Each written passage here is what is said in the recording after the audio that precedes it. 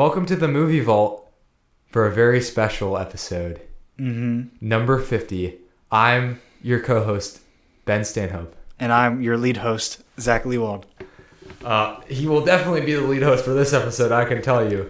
So I'm just going to get right to it. Today, we're doing a combination for a huge celebratory episode to getting to 50.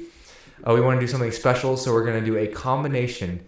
The first time reviewing two films in one episode, Avengers Infinity War and Avengers Endgame. Because we believe that these are one movie. Yes. So you can't, it would really be not fair to the movies to do, one at a time. I mean, you definitely could because you could spend, a good hour or two on both of them. But we're gonna treat them like they're one movie. So that'll be cool. We are gonna try to go through this like perhaps we've never done any movie, right, Zach? Yeah, we have plot synopses of both movies, of the one movie, and then we're going to talk about some bigger picture things after that. But there is so much content, and we do want to cover all of it because it is a very packed movie. Yeah. 5.5 hour movie. And we want to, I think you guys deserve that we talk about it. And we deserve that you guys listen to it. That's prideful. Never mind. That's pretty much it. A movie of this volume and this much ambition deserves an equally ambitious podcast episode.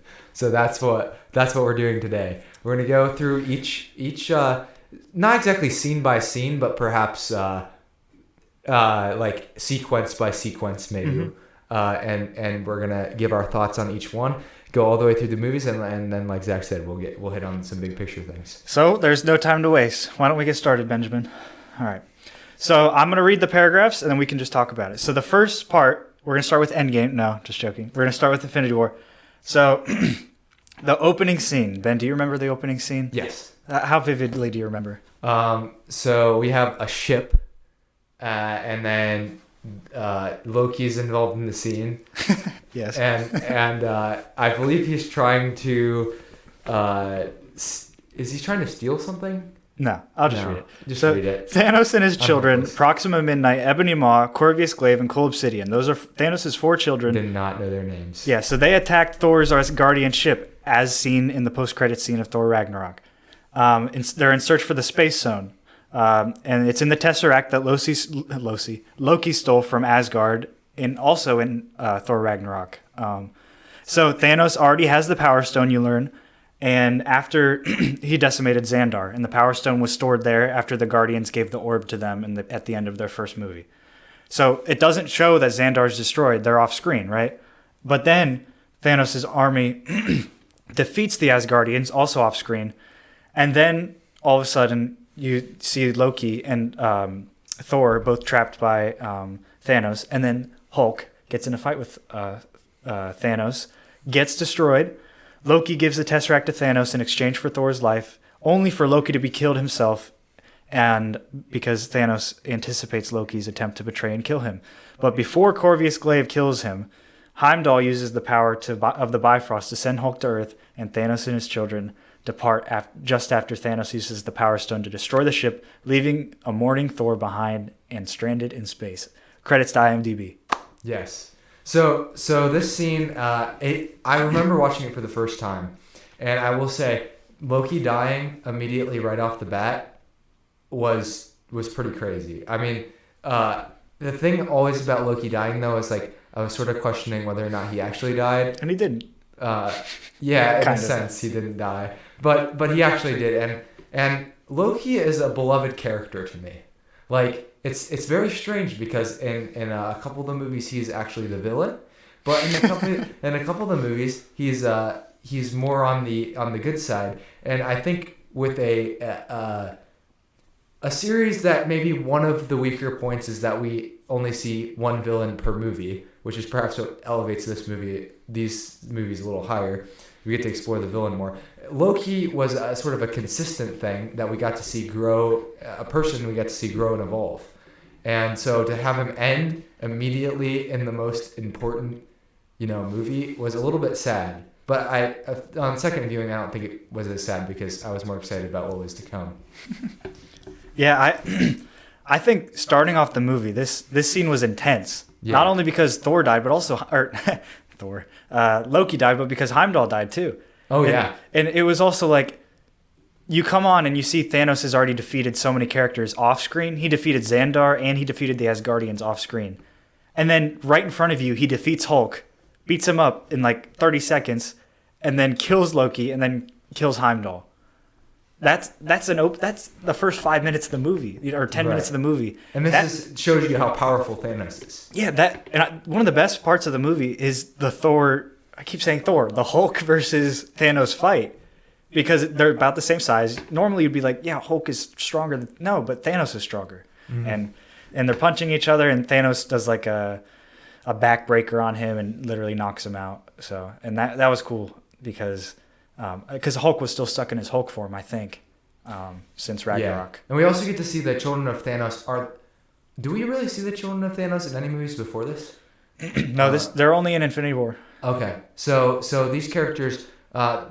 who's the like sort of one with like the kind of weird face who can like move objects? Ebony Maw.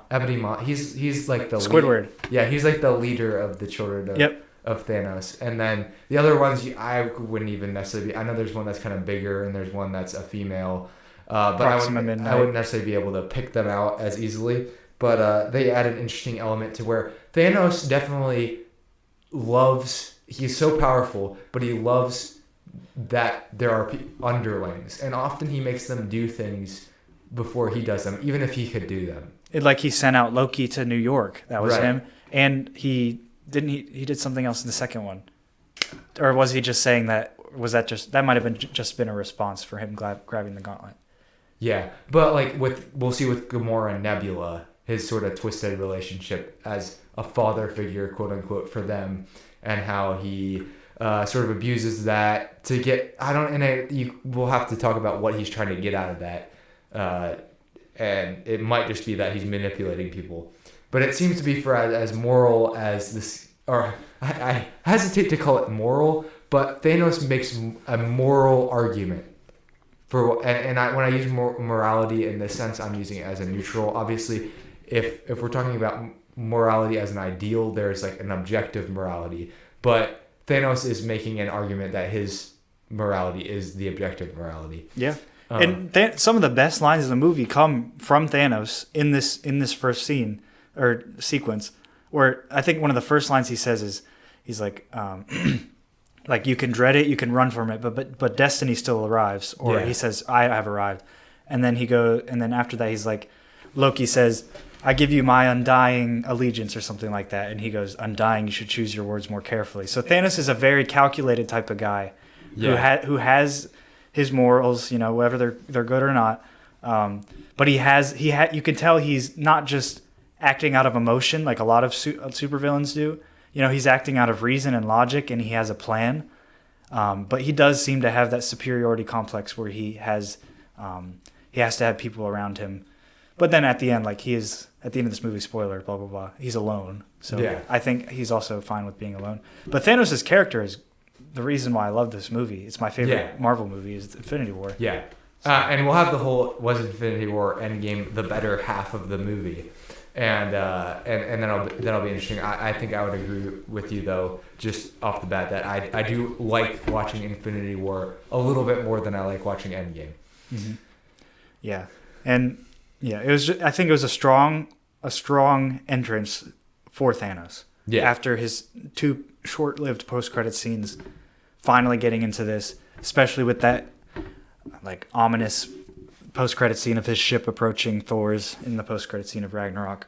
But yeah. Okay, well, with that, do you have anything else to say with that? Nope. Okay, so the next scene so Heimdall sends Hulk, and Hulk crashes into the Sanctum Sanctorum in New York City, and it reverts back to Bruce Banner, who informs Stephen Strange and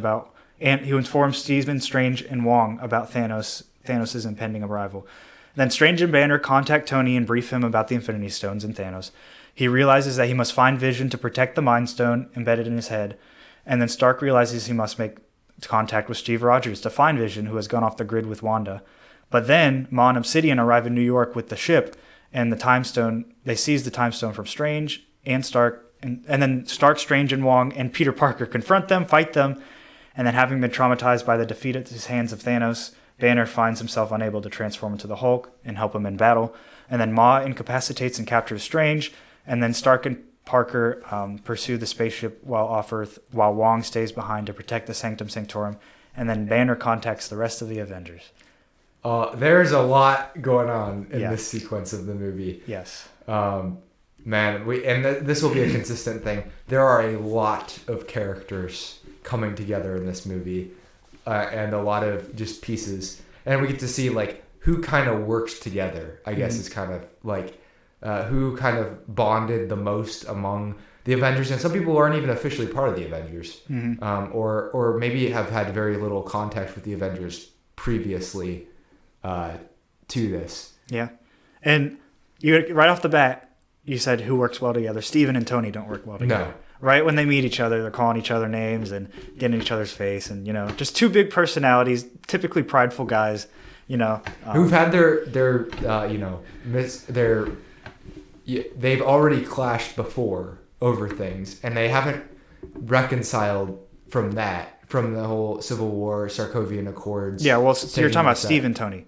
Steven. I meant Steven. I already got confused. Okay. Stephen Strange. There's two Peters and two Steves. Okay, so we'll go back to Stephen Strange. Well, they didn't have necessarily past disagreements, but I think one thing you'll notice about Doctor Strange and or Stephen Strange and Iron Man is that they're very similar. Yes. Like if you look at their origin stories, like their personalities are kind of similar, so it would make sense that they don't necessarily see eye to eye because they each are very strong-willed on what they think on their positions. Mm-hmm. Yeah, and I think it's cool. So, I think it was the best opening. Like, I think when Hulk is sent, they shouldn't have split it up like this on IMDb. They should have said Hulk is sent, and then he says Thanos is coming, and he says who, and then it goes to the Infinity War logo. I thought that was a cool opening, just because nobody knows who Thanos is, but then he's like Thanos is coming, but. Yeah, and then it does. And they're talking about the Infinity Stone stuff we've already learned about, but they do reiterate it for people who haven't seen it, maybe who haven't seen Guardians or something like that.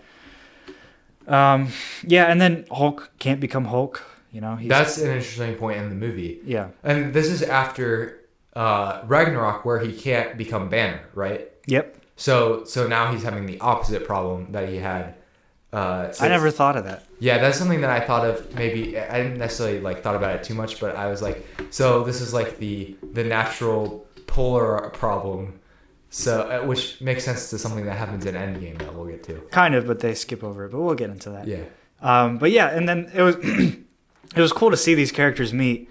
But then he's about to call Steve, and then of course cinematically something happens, so he doesn't call Steve. But the battle comes, and then. It was cool to see Parker and the cape, and then the fight scene was cool. Get lost, Squidward, or something like that, and then. Right. That's one thing about this movie. The joke rate was way higher than I remember. Way higher than DC, like you said. I think it was that coming off the Batman, which had almost no jokes that I can remember. Very, very serious, quote unquote, movie. And into this, it's even when there's moments of high tension, they're always throwing in some joke or some humor. People would call it Marvel humor, but oddly enough, a lot of the times it works because it does something, breaks the tension a little bit, and it makes sense because that's how they built the world to be. So it's not just going to change just because we're in Infinity War. And the other thing is, I think we talked about this in No Way Home, that sometimes the jokes really break the dramatic tension, though. Yeah. So that sometimes they're not that good. Yeah. Sometimes they pull you out of it a little bit. Yeah. You're oh, now I got to think about how you made a pop culture reference to Squidward, while he's about to fight this guy who can, turn bricks into, mobilize bricks into, things that build up around. He's doing Fortnite stuff, building up things and then throwing them. And then he's just calling him Squidward. We just, related to our younger audience. Yeah. Or hopefully not older. Hopefully your younger brother's listening to this one. Yeah. Not shout out to Toby. Toby, who was on the podcast. Yep. But and then it was also cool to see that Ebony Maw was almost as powerful as Doctor Strange. Yeah. Because they were fighting each other, and Strange put that unbreakable spell on the Eye of Agamotto that burnt Ebony Maw's hand, remember? And then he says it's a simple spell, but quite unbreakable. And he goes, oh, you'll give it to me, blah, blah, blah. And then he's like, Ebony Maw is literally like controlling Strange and putting the bricks against him, like you said, mobilizing. But then the cape does help him out. The cape saves him and takes him out of the vines. But yeah, I'm just remembering specifically in the fight that Ebony Maw was like pretty much as powerful as Strange. Yeah, he's a powerful character. I mean, he's not as powerful as Thanos, but he's got... I mean, there was a couple times in maybe both of the movies that Thanos is like, do this to Ebony Maw. Mm-hmm. And it's something that, like, I guess Thanos couldn't even do on his own. Which is, I guess, maybe why he's on the underlings. He's powerful, but he can't mobilize stuff in the way Ebony Maw can, even though he's so powerful. Yeah. So everyone's kind of tools he just utilizes as like extensions of his own power. And I think this whole fight scene was pretty cool because when you're watching the movie, you're like, oh, these characters just met each other. But then in the middle of the fight scene, Spider-Man comes in randomly. Like when I think it was Cole Obsidian was like releasing his punch thing. Remember that? Like, and then they're in the park, and then Peter peeks out his head. He says, "Hey, Mr. Stark." Oh, right. Or something like that. And he's like, "Hey, man." He's like, Peter, or he's like, "Kid, where have you been?" He's like, "Field trip." Yeah, because he came off he was like on the bus, and then he's like, "Ned, make a distraction." He's like, "Oh, we're all gonna die." And then Stanley's like, "What? You kids have never seen a spaceship before?" Which is true. Like, this is the 40th. There's been 23 movies. There's been 22 spaceships coming to Earth before this one. Come on, guys. Like, and in New York City, no less, there's been at least a couple of battles, I think. I know, yeah. And yeah, the fight scene was just cool. It was cool to see, even like foreshadowing. Like, the cape went on Peter, right? Like, and kind of saved him a little bit for What If and for No Way Home. That's a little bit of foreshadowing almost. And then, so the closing of the fight, they end up taking Strange up onto the ship, and then Iron Man and Spider-Man follow. But Tony doesn't know that Peter stayed with him. Yeah, and then when he does, he's like, "No, you have to stay." And he does something. He tells his suit, I think, to take him down, but then he catches the bottom of the spaceship, and it's kind of like a stowaway. Yeah. Well, he says, like, Friday, take him home, and he has a parachute. Yeah. Which is actually a reference to Rhodey never had a parachute in Civil War, and he fell when Vision hit him, and then he almost died, remember? And then that's why Tony put a parachute in Peter's after. Yeah, and this is a new suit for Spider-Man. And I think it looks pretty good. Yeah, I mean, it has, and for Iron Man 2 with the nanotechnology, it's just like another level of like, this is crazy. Like, it's so cool to see the suit come on all the time because it's like building up on him with the nanotechnology, which of course, like, you think about, oh man, if we had nanotechnology in real life, that would be so awesome. But we're probably so far away from that ever happening. Yeah. And I don't think it showed his spider arms yet, did it? No. Well, not until inside the ship later, right? Yeah. Yeah. Because then he's like, what are those? Yeah. But yeah, it was cool to see that. And I think it's cool to change up the suits because they change up the suits a lot with Tom Holland's. And you see it in Endgame once we get into some time travel with how far they've come in terms of the characters look this way, and then you don't even notice because they change slightly every movie, and then all of a sudden they're like completely different than they were originally. Yeah. Yeah, that's true. Tony used to wear like pop culture shirts, and then now in the future he's wearing like a really nice jumpsuit. Yeah. That's the only change for his clothing. But yeah, I mean, there's a lot that happens in the scene. I kind of feel bad just going through it so fast, but yeah, it's the first fight scene was pretty cool. And then Banner goes to call Steve. Right. This is after the fight. He picks up the phone, calls, or he's going to call Steve, right? Yeah, he says, "I'm going to make a call." And then, dun, da, da. So that's the song Rubber Band by... I wish that I knew the song well enough to even give a slight, but I don't really know. I'm not really as familiar with the song. I know. I'm not either. But it's a good song, though. The next part we get into is... In Scotland, Wanda Maximoff and Vision have been hiding. They're ambushed by Proxima Midnight and Corvus Glaive. But in the shadows, Steve Rogers comes out, and Natasha Romanoff and Sam Wilson, and they fight them off. And they decide to seek shelter at the Avengers facility in upstate New York. And they meet James Rhodes, who is once again mobile with bionic legs. And Vision tells Wanda to destroy the stone in his forehead to keep Thanos from retrieving it, which is a theme that we'll get into later with Gamora and Quill. And then Wanda immediately refuses. Rogers suggests that they travel to one place that has the technology to safely remove the stone from Vision without killing him. Wakanda. Mm-hmm. That's it. That was a shorter one. Yeah. So we find out this is coming from Age of Ultron, correct? Wanda and Vision have developed a relationship. Now, Vision is not Human. He's not human, yes, but he has a lot of the capabilities of a human, which makes it complicated when we get to some ethical choices that were debated. It's true. Later on in the movie, and they have developed a romantic connection, and they want to be together. But it seems like they're sort of doing this in secret because one of them references like having to stow away moments, and how I think it's Vision who says like they stow away moments, and he wants it to be a more permanent type of relationship. Mm-hmm. But then they're attacked. So And it's like a little jump scare yeah, where he gets stabbed by Corvus Glaive. and they're going after the stone that he has in his forehead, which is, you have to remind me which The stone. Mind Stone. The Mind Stone. Mm-hmm. Because as big of a Marvel fan as I am, I don't know that I still have all of the stones memorized. I know the Time Stone because Doctor Strange has that one. Yeah. But they all get sort of blended together. I know it's the yellow one. Yes. No, the Mind Stone is the biggest one. So I think the Soul Stone is the most powerful, but the Mind Stone is the biggest. I don't know what the significance is. Is the Soul Stone the reality? So Soul Stone's the orange one that is on Vormir. Yeah. So that requires a sacrifice. Yeah. Soul for a soul, an everlasting exchange. Wow. Yeah. Yeah. Good. I remember that part. They do it twice, so that helps. They do. That's true. But yeah, and there was one thing that they never addressed that I always questioned. So when Corvus stabs Vision through the heart, Vision says his phasing wouldn't work. Because normally when someone stabs him, it goes right through him. But he says, for some reason, I couldn't phase with his weapon or something like that. Huh. But they never address it. They never explain what the weapon is. Yeah. So somehow Corvus had the technology or the power to stab Vision, who's a synthezoid who can phase through matter.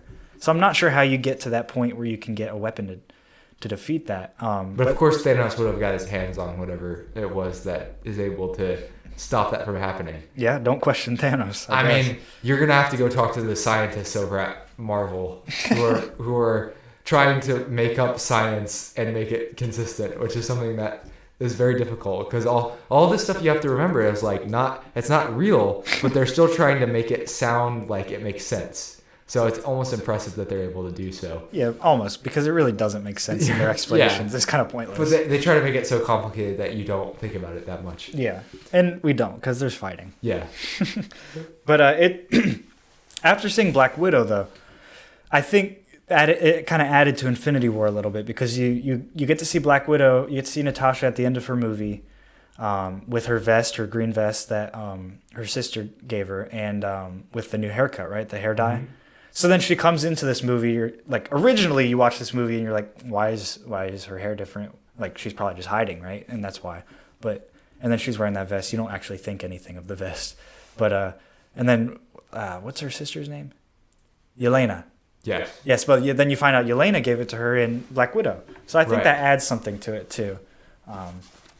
Not much, but it added something. Yeah. But yeah, and then they're still in upstate Gotham in their New York thing. And Rhodey's back walking again after Civil War. And it was also cool to see the General Ross in the hologram. Okay, yeah. And and then Rhodey kind of dismisses him because he wasn't going to arrest Steve or anyone because they were technically still fugitives. And then, so then this is the conversation of the story. So one of the big themes of the story is, what are you willing to sacrifice for your goal? For anyone, okay? For all characters, that is the sacrifice. For Thor, it was he willing to sacrifice his life? Yes. He talks with Rocket. Remember, this hasn't happened yet, but he says, I have nothing left to lose. Right? After everybody in his life has died. Steve has always been willing to lay his life on the line. But is he willing to lay someone else's life on the line? No. Because he wasn't going to trade lives with Vision, which is the conversation that they have. He says, we don't trade lives. Tony was still willing to lay himself on the line because he proved that in the first Avengers. But was he also willing to lay other things on the line? And later on, was he willing to lay like his daughter on the line almost, like Yeah. because he Or would, his relationship with his daughter at the very least. yeah, because if he's dead, and he does make that sacrifice, spoiler, Right. but he does, and so it's kind of a lot of themes. And then Thanos, what was he willing to give up? His own daughter. So, and then what was Gamora willing to give up? Her own life, so that Thanos wouldn't get it. So everybody's willing to give up something. And then the same thing with Black Widow in Endgame. Yeah, And Hawkeye. and Clint, yeah, and now even with Wanda and Vision, where Vision says, "Make sure you destroy it if it comes to that," and she goes, "It won't come to that," or something like that. So And Quill, is he willing to give up Gamora's Yep. life? Gamora forces him with that decision. yeah. So it's really, what are you willing to give up? And I think that was one of the main themes throughout both of these movies.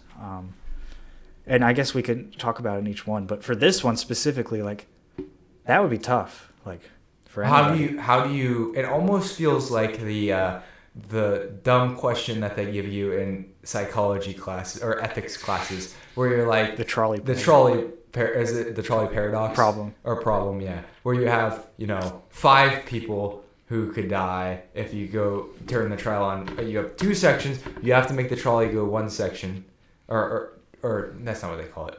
It's like switch the track. It's or a something. switch, and the switch. So the trolley has to go one direction. And the trolley could kill 5 people if it goes this direction, 2 people if it goes this direction. But let's just say for this that the trolley's already going towards the 5. So you'd have to make an active action to switch it to the 2 to save 3 people. But is it really about net lives that you save?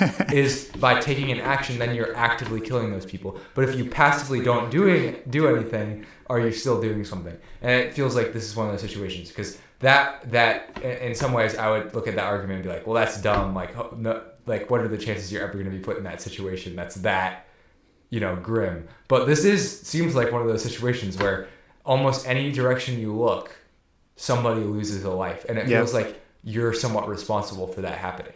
And I think that's so great for the MCU specifically, where nobody dies. Yeah. And I think for them to be put in a movie where lots of characters have to die, Yeah. I think that raises the stakes, or even gives it stakes at some point. Yeah. Yeah, it's because then you're not just worried about the side characters; you're worried about the main characters. They're forced to deal with problems that and dilemmas that they've never had to face throughout any of the other movies, which almost makes the other movies worth it, because they were all building the characters to the point where, okay, we know what they've been through, and now this is like a point that they're building to their characters to be able to deal with something like this. And maybe this is a good time to talk about Civil War, because Civil War really was Avengers 2.5, setting up this movie. That's the reason that they couldn't defeat Thanos right away, is because they were split up, if you think about it. Like, how split up, how much more effective would they have been if they were still all together at the Avengers compound? Right. Because it really does lay the groundwork. They're at their weakest point in this movie. They're spread all over the place. Nobody knows where each other are. Yeah. And they don't have a lot of time. They have to find Vision. They couldn't find him in time, they end up saving him, so I guess they did find him in time. But yeah, it is crazy. Like, if Kevin Feige had that in his mind to actually split them up in this event, or the Russo brothers, because they directed all 3 movies. I do think the Russo brothers had that in mind. I think that's really good planning, especially with so many things going on. And there's no way you know how every character is going to be by the time you get to that movie. Like, they don't direct Thor. They don't direct Iron Man. So it is kind of crazy how they made it all come together. But I guess we'll talk about that later. But yeah. It's impressive. Yeah. To say the least. And Community.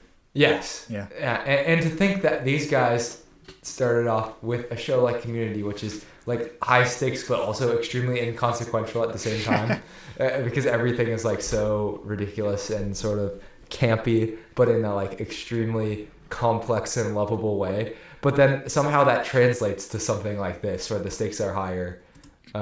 It's impressive. I mean, I don't know who would have, obviously Kevin Feige knew that those skills translate. But I would, if I was a producer, I wouldn't know that. I don't know how sometimes they make these decisions where they're like, oh, we're gonna bring on these people to handle this. And I'm sure they're working with a lot of people who are making sure that everything stays consistent. Like the Russo brothers definitely didn't have complete control over the story and where it was going to go, but they were, and the people, kind of guarding everything and making sure that it looked good and whatnot. Yeah. And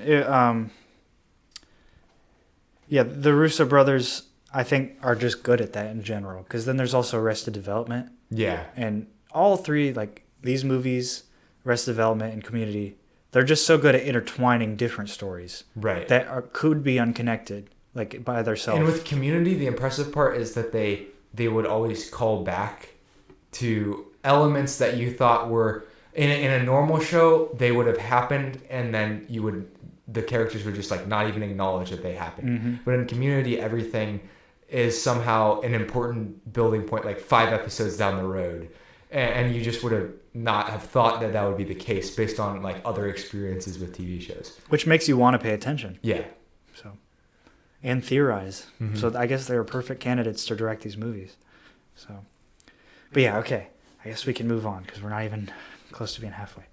So this is where the story kind of picks up. So this is the longest one. So Thor, I'm going to read it quick. Thor is rescued by the Guardians, who picked up the Asgardian ship's distress call. Thor guesses that Thanos would go to the Reality Stone next with the Collector on Nowhere, but he must first retrieve a new weapon capable of killing Thanos from the dwarven planet of Nidavellir, where it's the only forge that can create such a weapon.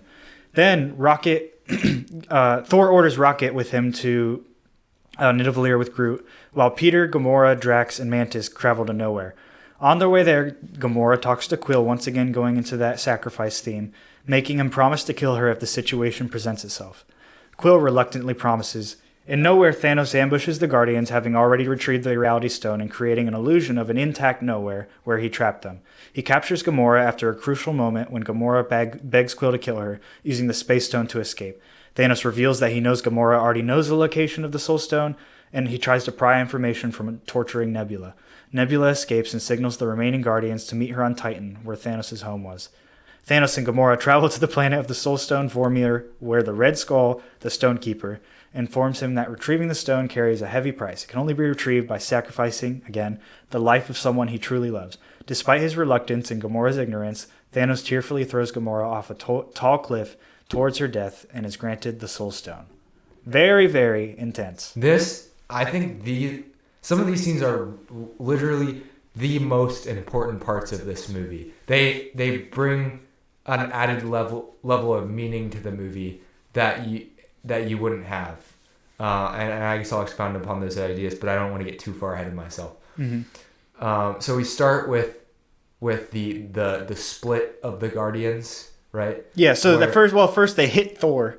Right. So they find Thor, just responding to a distress call, and immediately Quill is intimidated by Thor's presence because he this is my voice. He establishes sort of a threat to his leadership because in a lot of ways Thor is like has a lot of the same characteristics as Quill, but he's like better at them. Like his skin is made of Katati metal fibers. He's like, this is what he's like. No, you are a man. This is an angel or something like that. Yeah.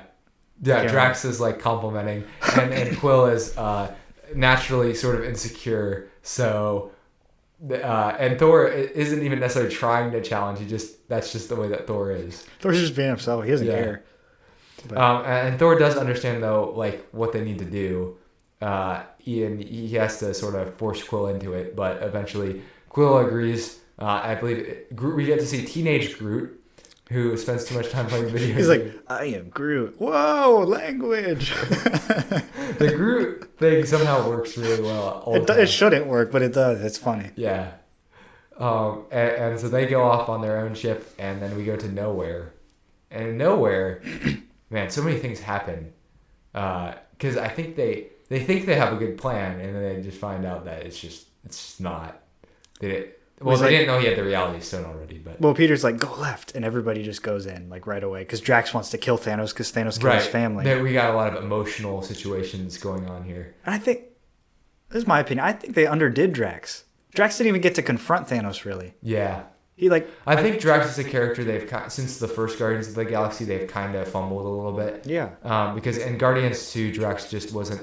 Guardians 2 is just not that good of a movie, but Yeah. but they really, I mean, they reduced Drax to more of a joke in that movie, and it's hard to kind of come back from that, I think. Yeah, but his storyline is his whole family was killed by Thanos, so they don't even grant him a conversation with Thanos, you know? Yeah. Yeah, they kind of did him dirty. Kind of like Bucky. But yeah, anyway. There's just not enough time for them to tie up every single loose end. I know. But yeah, I think it was hilarious. The first part was hilarious. Like, he's like, yeah, I'm gonna get a Bowflex. I'm gonna try it. He's like, you can't eat dumbbells, Quill, or something like that. And then was this the scene? I don't know if it was, where Drax is like, if you move so incredibly slow, it's almost as if you can't be seen. And yeah, he's like trying to eat. And then who's Mantis comes in and is like, oh, hi, Drax. He's like, oh. Yeah, I thought that, because that was when he was Gamora and Quill were talking. They were talking, and he witnessed the whole thing, and they just didn't even notice that he was there. He's Have like you chewing been there the whole time. He's like, yes, but you can't see me. But yeah, and the Guardians in general, of course, they're going to be funny. They add the funny element to all this part. Yeah. But yeah, the Thanos, like, to go back to what you're saying, Thanos creates an illusion. Yeah. When they get there. So they thought they had some sort of thing going for them, and it turns out that nothing was really going their way the entire time. And was Thanos like evil in this moment? Yeah. He created the whole scenario just for Quill to try to kill Gamora, just to make him feel bad about himself. And was there really any other reason for him to do that? No, he could have just he already killed. Didn't he kill the Collector? You would think so, if he already has the Reality Stone. Yeah. And I think when he reveals it, like, he makes his daughter kill him. This is where, yeah, maybe it's like we see Thanos making his argument that he's like an extremely moral person for doing what he's doing, but then he does seem like he has this level of it seems like he's like a little bit, I don't know if sadistic's the right word, but he's doing things that are just like hurting people for seemingly no reason. For his enjoyment. Almost. Yeah, like he's enjoying it. Yeah, he's having a good time doing it. Like, and then at the same time, though, like I allude to this, and this is the sequence of him taking Gamora to retrieve the Soul Stone is what I view as one of the most important parts of the movie. Oh, yeah. And I'm sure there's a lot of people who share that sentiment, because we realize that in order for Thanos to achieve the Soul Stone, he actually had to love Gamora, which is like really strange to think about, because we kind of assume that Thanos is like faking his affection for her. Mm-hmm. Well, he obviously doesn't love Nebula, because he like spends all of his time torturing her and like abusing her. Yeah. But for some reason with Gamora, it's not, and it still doesn't make exactly sense to me, because I'm like, in some ways you're like, Thanos knows that in order to get the Soul Stone, he has to love somebody. Does he? I don't think he did. He doesn't know that. I think he went up. I think he was just using her to find it. Like, not using her. So he didn't know that he was going to have to exchange her for the I don't think anyone knew that, because nobody knew the location of it. How would they know? You're right. I read that into the movie. I think that you and I both missed something. I think that another element of sacrifice was not only Gamora risking her life and Quill willing to kill Gamora, but that Gamora's breaking point was him torturing Nebula. Right. So she wasn't willing to give up Nebula for the fate of the universe, which is crazy, but at the same time, it's understandable. Like, we'd all do the same thing. Yeah. So yeah, because we missed that, but it does show a difference between how Thanos views Gamora and Nebula. Yeah. And absolutely. Yeah.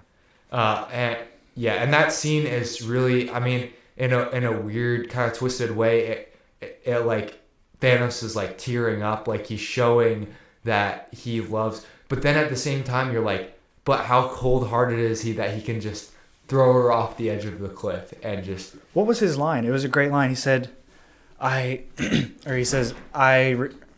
it rejected, or I ignored my destiny before, but not this time, not even for you. Yeah. Yeah. So, I mean, it's just, that's how intense it is. That's how necessary Thanos thinks this needs to happen. So, so that, in that sense, ultimately his love and desire for balancing the universe, as he says, is the thing he loves the most. Or he thinks that is the most necessary. Yeah. I don't know if I don't think he likes to do. I think, but in some senses, it seems like, it feels like in some parts of the movie that he does. And when we get to the 2014 Thanos and Endgame, that he enjoys killing people. But I think by the end, he genuinely cries for Gamora. Yeah, no, I believe it, because he wouldn't be able to get the yeah. Soul Stone if he wasn't genuinely experiencing that love for her. And I want to ask you, so when you were watching it the first time, when he says you have to sacrifice something you love, and then Gamora goes, like, she starts laughing. She's like, you got this far, blah, blah, blah, or something, and paraphrasing. And she says, like, but you couldn't get this because you don't love anyone. Did you think that he was going to throw her? To be honest, it's been a while. I would think that maybe it came to me as a little bit of a shock, though. Like a little bit. When he turns around crying, it's obvious. Yeah. But before that, I would think that, oh, yeah, Gamora's got a good point here. Like, he doesn't love anyone. I would just assume that. When I was watching this movie, because the Soul Stone, a soul for a soul, that's a new thing. I don't think that's in the comics. So, like, that concept was brought up. Oh, also, and we didn't even mention Red Skull. Red Skull comes back. Yeah, but when the part that made my heart drop when I was in the movie was he starts crying and she goes, look at you, pathetic. You're crying because you don't get what you want or something like that. You didn't get your goal. And then the Red Skull goes, those tears aren't for him, or something like that. And I was like, oh shoot. And then he grabs her. It's the most dramatic moment, and the Red Skull's just standing there, and he throws her off. She falls to her death. You're like, well, a main character of the Guardians movie just died. Yeah. And we're only an hour and a half into this movie. Loki already died. Yeah. And you're like, well, Vision's probably going to die too. Yeah. So you're like, how many people are going to die in this? And then everybody thought Cap was going to die too. Yeah. That was everybody's prediction. But yeah, that was just a very sad moment. Not because I cared about Gamora. I didn't care about Gamora before this movie. But this movie actually gave her a family and everything.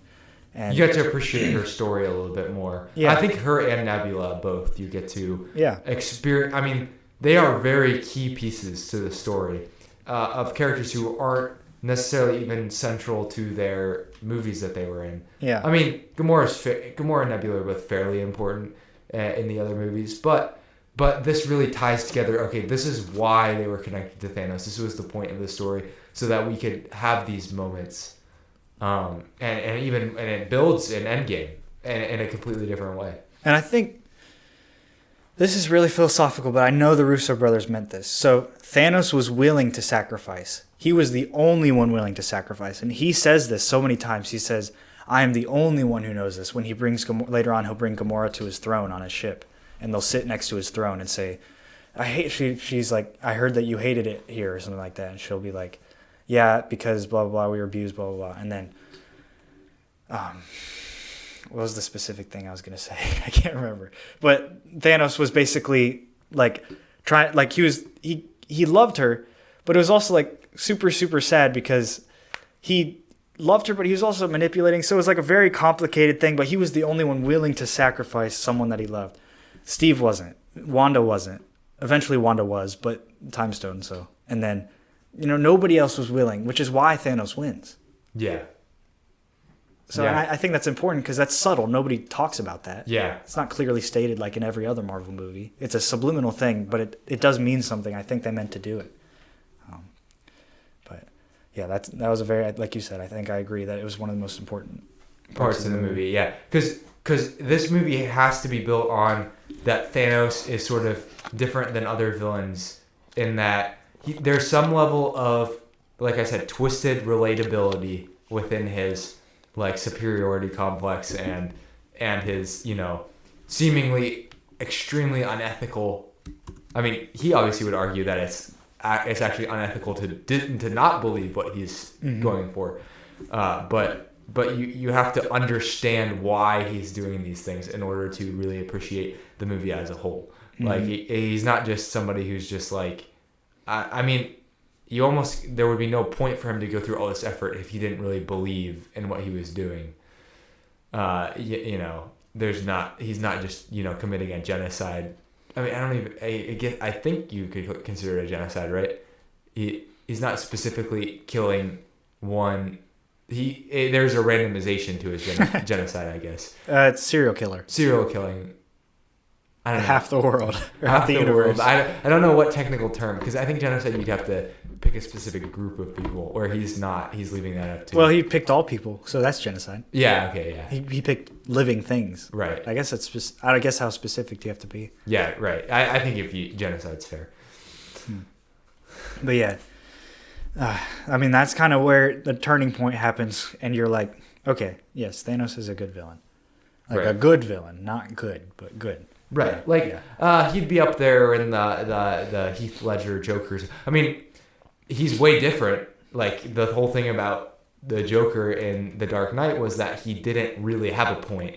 That was his point. Was that he liked chaos. Thanos likes order. Yeah, they're like the opposite, but they're good for the reason that they represent their polar opposite ideologies the best, probably. And he tells Gamora, he's like it's a simple calculus that if there's finite resources, stuff like that. So there is some like reason to what he has to do, what he's trying to do. But also like couldn't you double the resources? Yeah. So I don't know.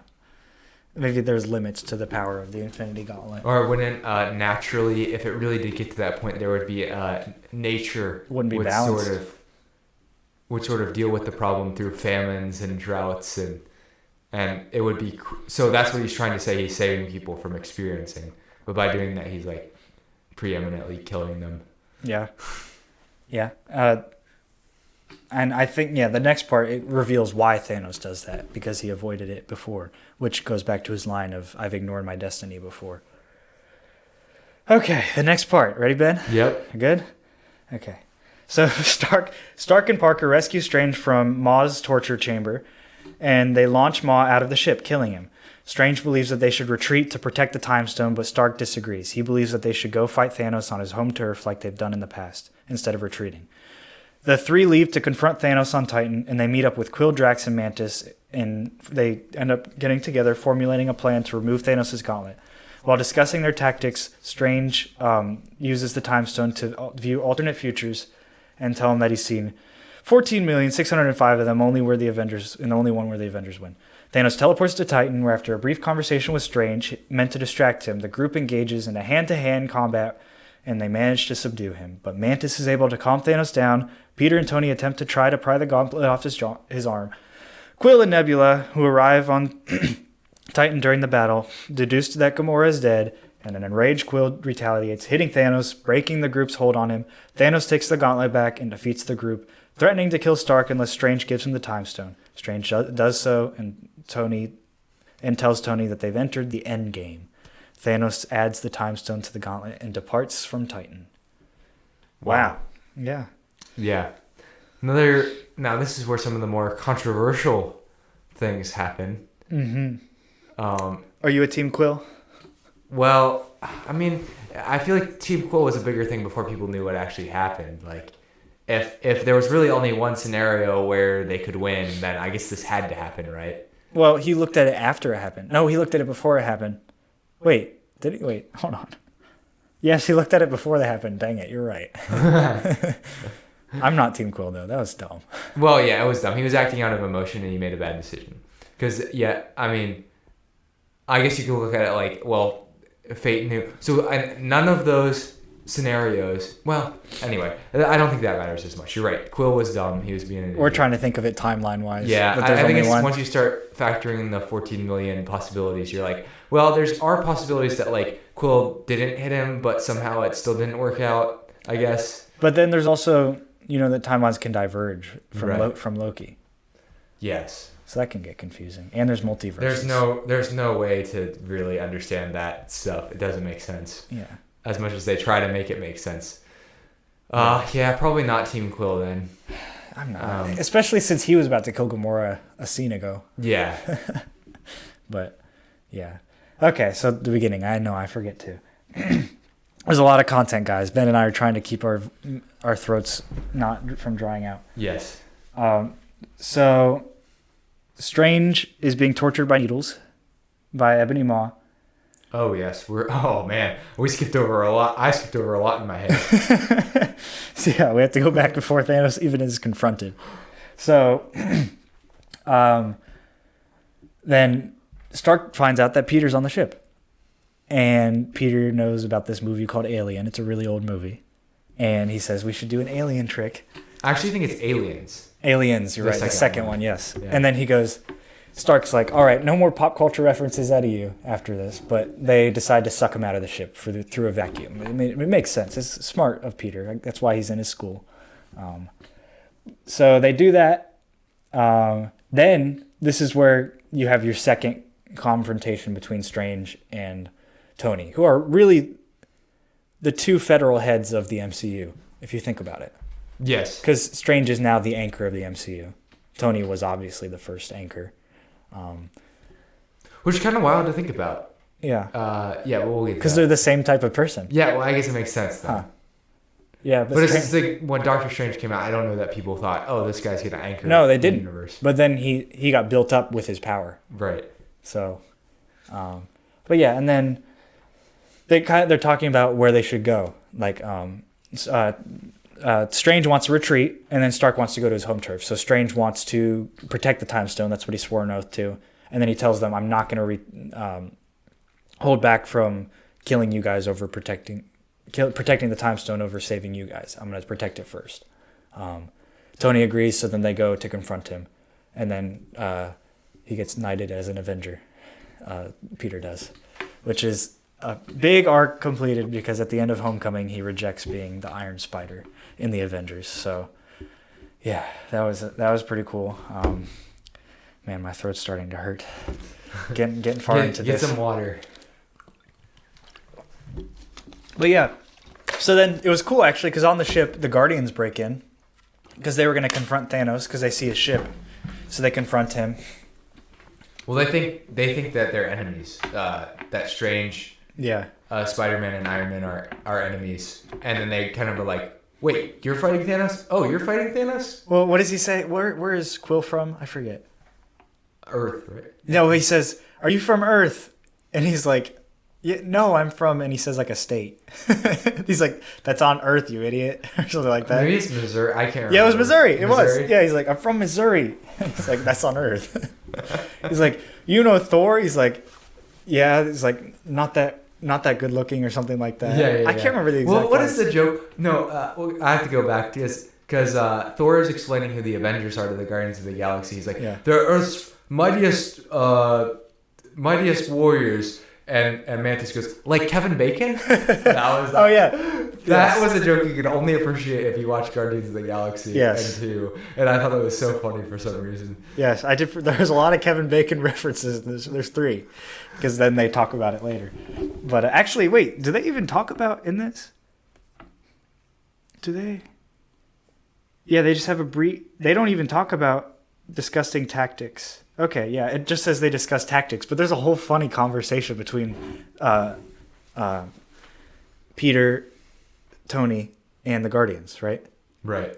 Where he's like, "Is Footloose still the greatest movie of all time?" He's like, "It never was." He goes, "What?" And then Stark's just like staring at the sky. He's like, "I like your plan, but it sucks. So let me do the plan, so that way it might be really good." It's just terrible. And he goes, "Kick names, take," and then it was a very very humorous conversation that it didn't take away from the story, I don't think. Hopefully. Right. No, I didn't. I don't think. I think this will. Some people who watch Marvel movies have a problem with the humor, but I just think that if you've devoted the time to watch most of the movies leading up to this, like that is the very least you want to see the story come to completion. And the jokes are fun. I mean, some of the jokes do land pretty well. So like as long as they're landing well, like I don't really have a problem with it. Yeah. And then he's like, "Where is Gamora? Who is Gamora? Why is Gamora?" Or I was like, "I'll do you one better. Why is Gamora?" So just a lot of stupid stuff, but it is hilarious. Them meeting was pretty cool, and them fighting, and then Star-Lord puts Peter in a headlock, and then he's like, "We're the Avengers, man." I was like, that was so lame. Is that a band? that was from. It's so funny looking back and seeing that Tobey Maguire and Andrew Garfield are part of that now. But yeah. Man. Oh yeah, because they made that same joke, didn't they? No, they made the joke. I don't think they made it in Infinity War. I swear that Quill or one of them. Maybe I'm just Like maybe that's in a Mandela. I remember because it might be a Mandela effect. I might just be like, because Andrew Garfield goes, "What is that? Is that? Are you in a band? Are you in a band?" And we're like, they definitely said that in No Way Home. Yes, No Way Home. I get the names of Spider-Man confused. No Way Home. So confused. Oh my goodness. I'm so glad that they're doing a different naming sequence for the next three movies, and then they're going to change it again for the next three movies. And then I think Tom Holland's going to be Spider-Man until he's like 85, probably at this rate. Yeah, man, there's so much, like you said, so much content. But back to the story. This is tedious, isn't it? It's very tedious. Yeah, but okay, we got to regain energy. Maybe we'll do an intermission after Infinity War. After Infinity War, we'll take regroup. You won't feel the intermission, but Zach and I will. Yeah, yes. You're gonna have to stick. You can't pause it. You're not allowed to pause it. Okay, you have to just go through it because you're not the one talking. We expect people to listen to this. I mean, at this point, I could see this going to 2.5 hours. We'll see what actually happens. Yeah, we'll see if it gets to 3,000. Okay. Anyway, so they go to Titan. They leave to confront Thanos. They meet up with the Guardians. Quill, Drax, and Mantis. Then they plan to remove Thanos' gauntlet. Something that I noticed, someone else noticed, I copied, was that after they formulate the plan, they have that funny conversation. Stark stares at the sky for like a minute in disbelief of who he's with. Then Thanos comes to Titan, talks with Strange. They get to meet, Strange, this is after Strange has looked at the future. Strange is throwing a rock up and down in his hand.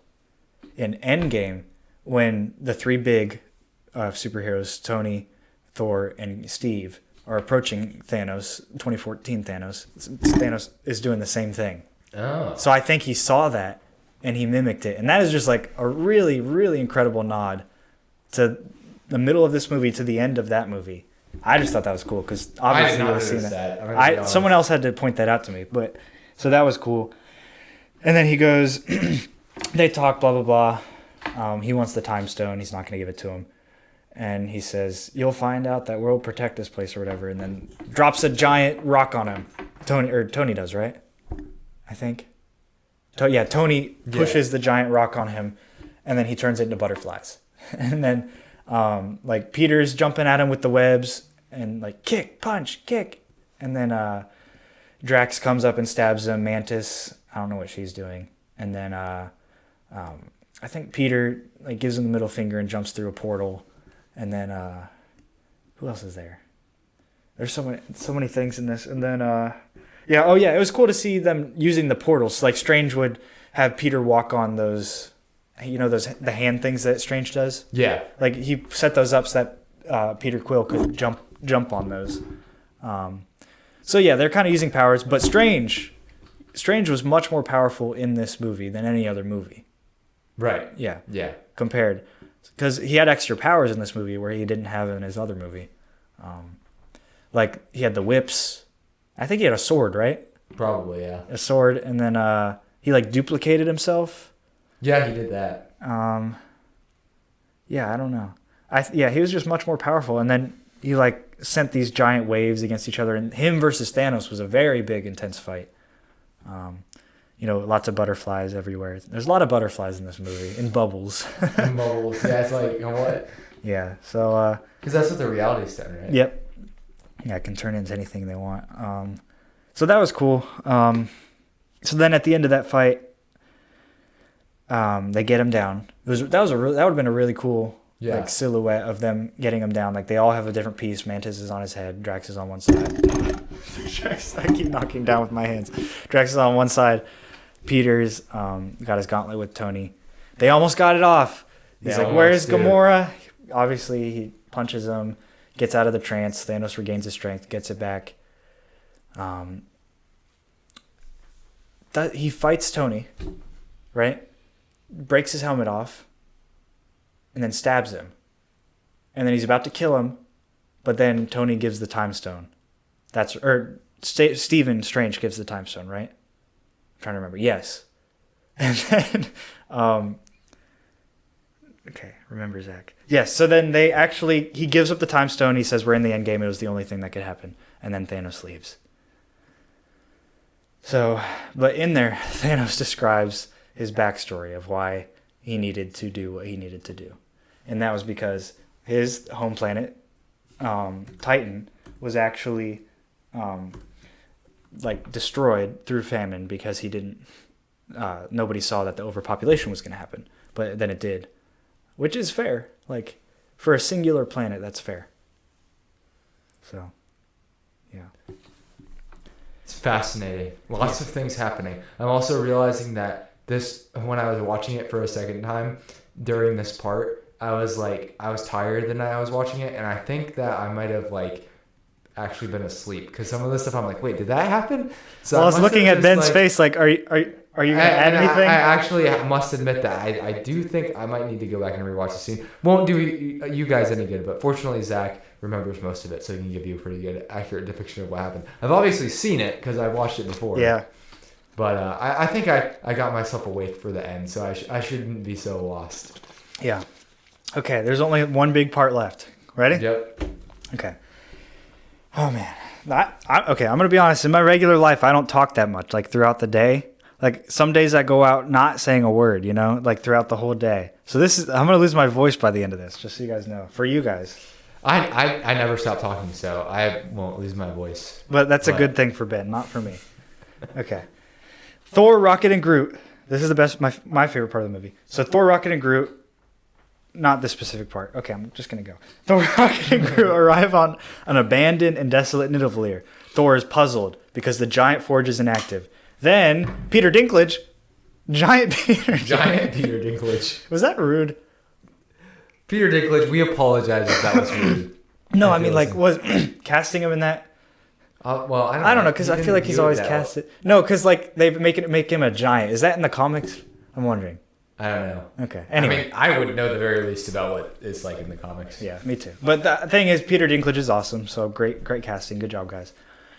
The giant dwarf Eitri tells them that Thanos forced the dwarves to create his gauntlet. In return, Thanos killed all the dwarves except for Eitri. After laboring to reactivate the forge and reignite the neutron star that powers it, the four create Stormbreaker, a battle axe that serves as Thor's new weapon and grants him the power of the Bifrost, which I have no idea how that works because the Bifrost could only be granted by...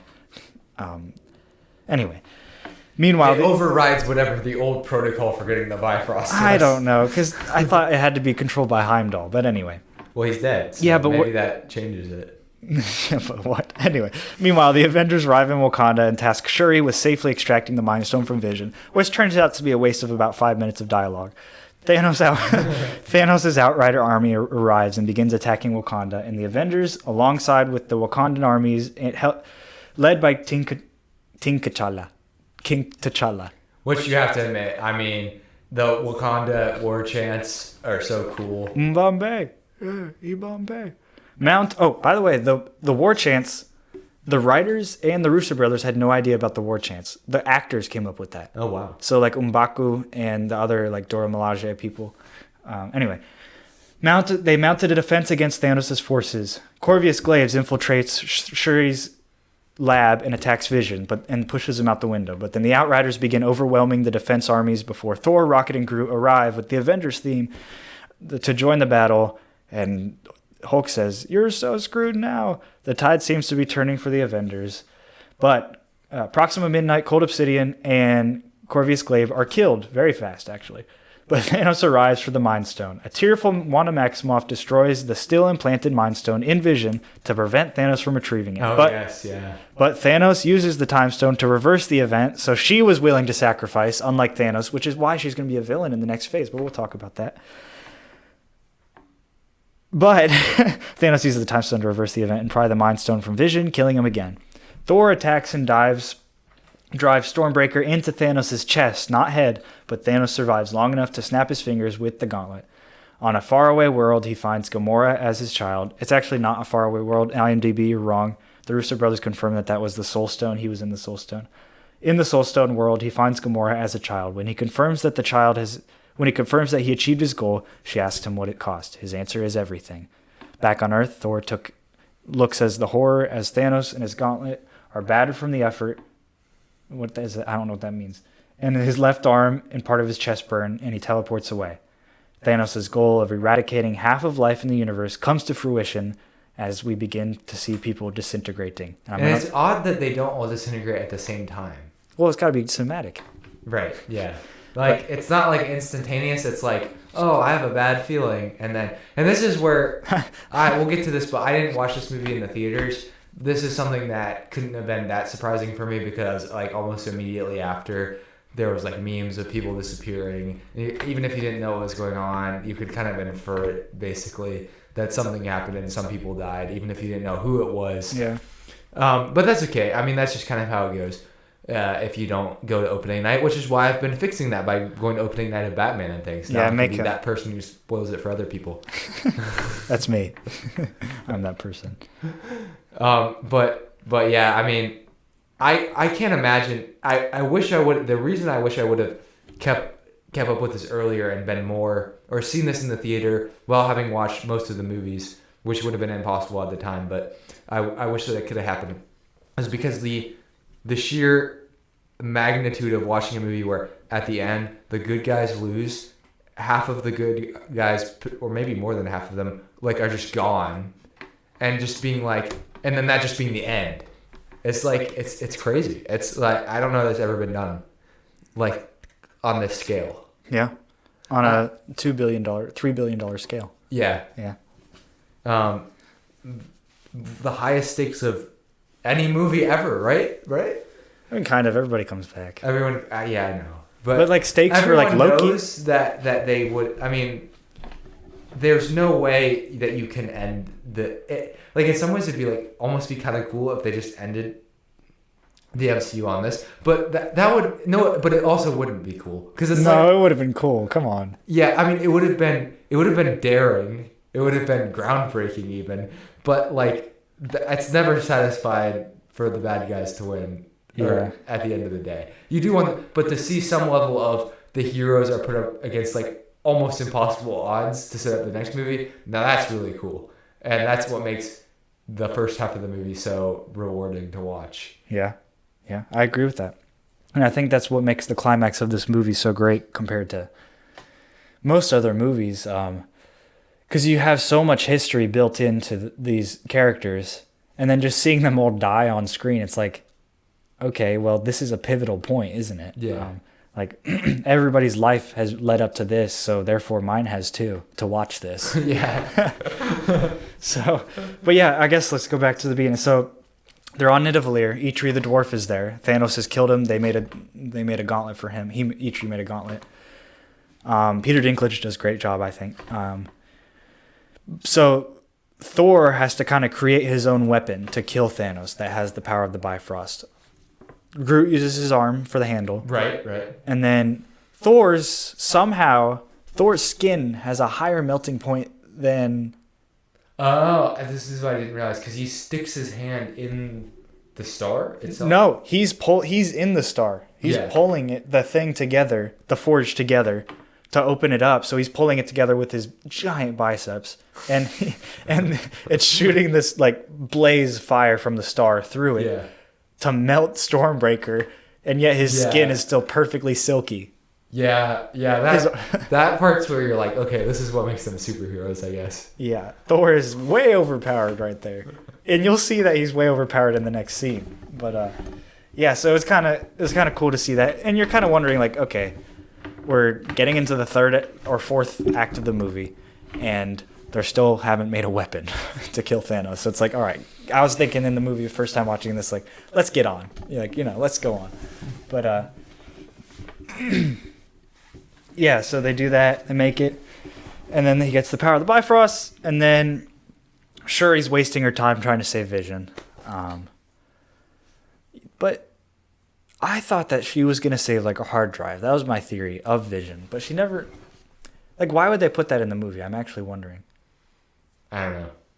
Just to be like, Shuri is smart enough to do this if she had enough time. Yeah, because she's like, why didn't you do them, blah, blah, blah, blah, and then like, program them collectively. We didn't know how to do that, or we didn't think of that. Yeah, like, Banner has 6 PhDs, get off his level. Maybe that's the thing about Shuri is, like, they kind of overpower her smartness. Yeah. Like, I can accept that she's smart, like, obviously. Like, yes. But, like, she has to make everyone else look so stupid. And it's kind of just like, it's hard to like her character when she's just so obnoxious about Like how Captain smart she is. Marvel. Yeah. Because that's the same thing, but with It's power. like overcorrection. It's like, yes, we can accept that these people are smart and powerful, but like they have to like belittle everyone. Especially the heroes that Like, we've come to love that have earned their power, you know? Yeah.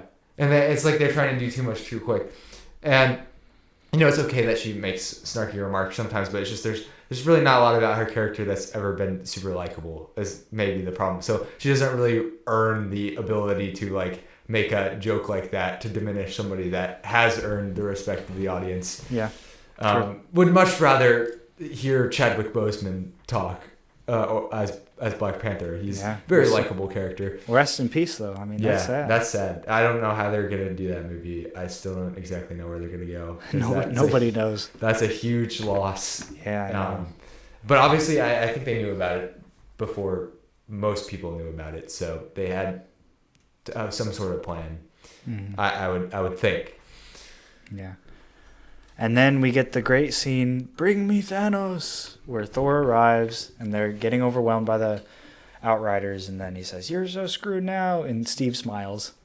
That was my favorite part, when Steve's just smiling. He looks at Thor arriving, he's like, Ben smiled at me right now, guys. He just did a Steve smile at me. But yeah, so that was cool.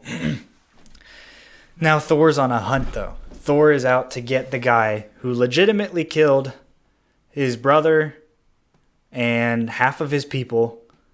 And wait, is that it? I think his father was not killed by him. His father died on his own, and his mother died by the Dark Elves. So, yeah. But yes, and then also Heimdall. So yeah, Thor's on a mission. He says, "Bring me Thanos." They're all there. They're all fighting. It's a pretty cool fight, except for Bucky shooting a gun. Bucky has superhuman abilities and a metal arm, and yet he's using an AK-47 to shoot some Outriders. So that's a little disappointing.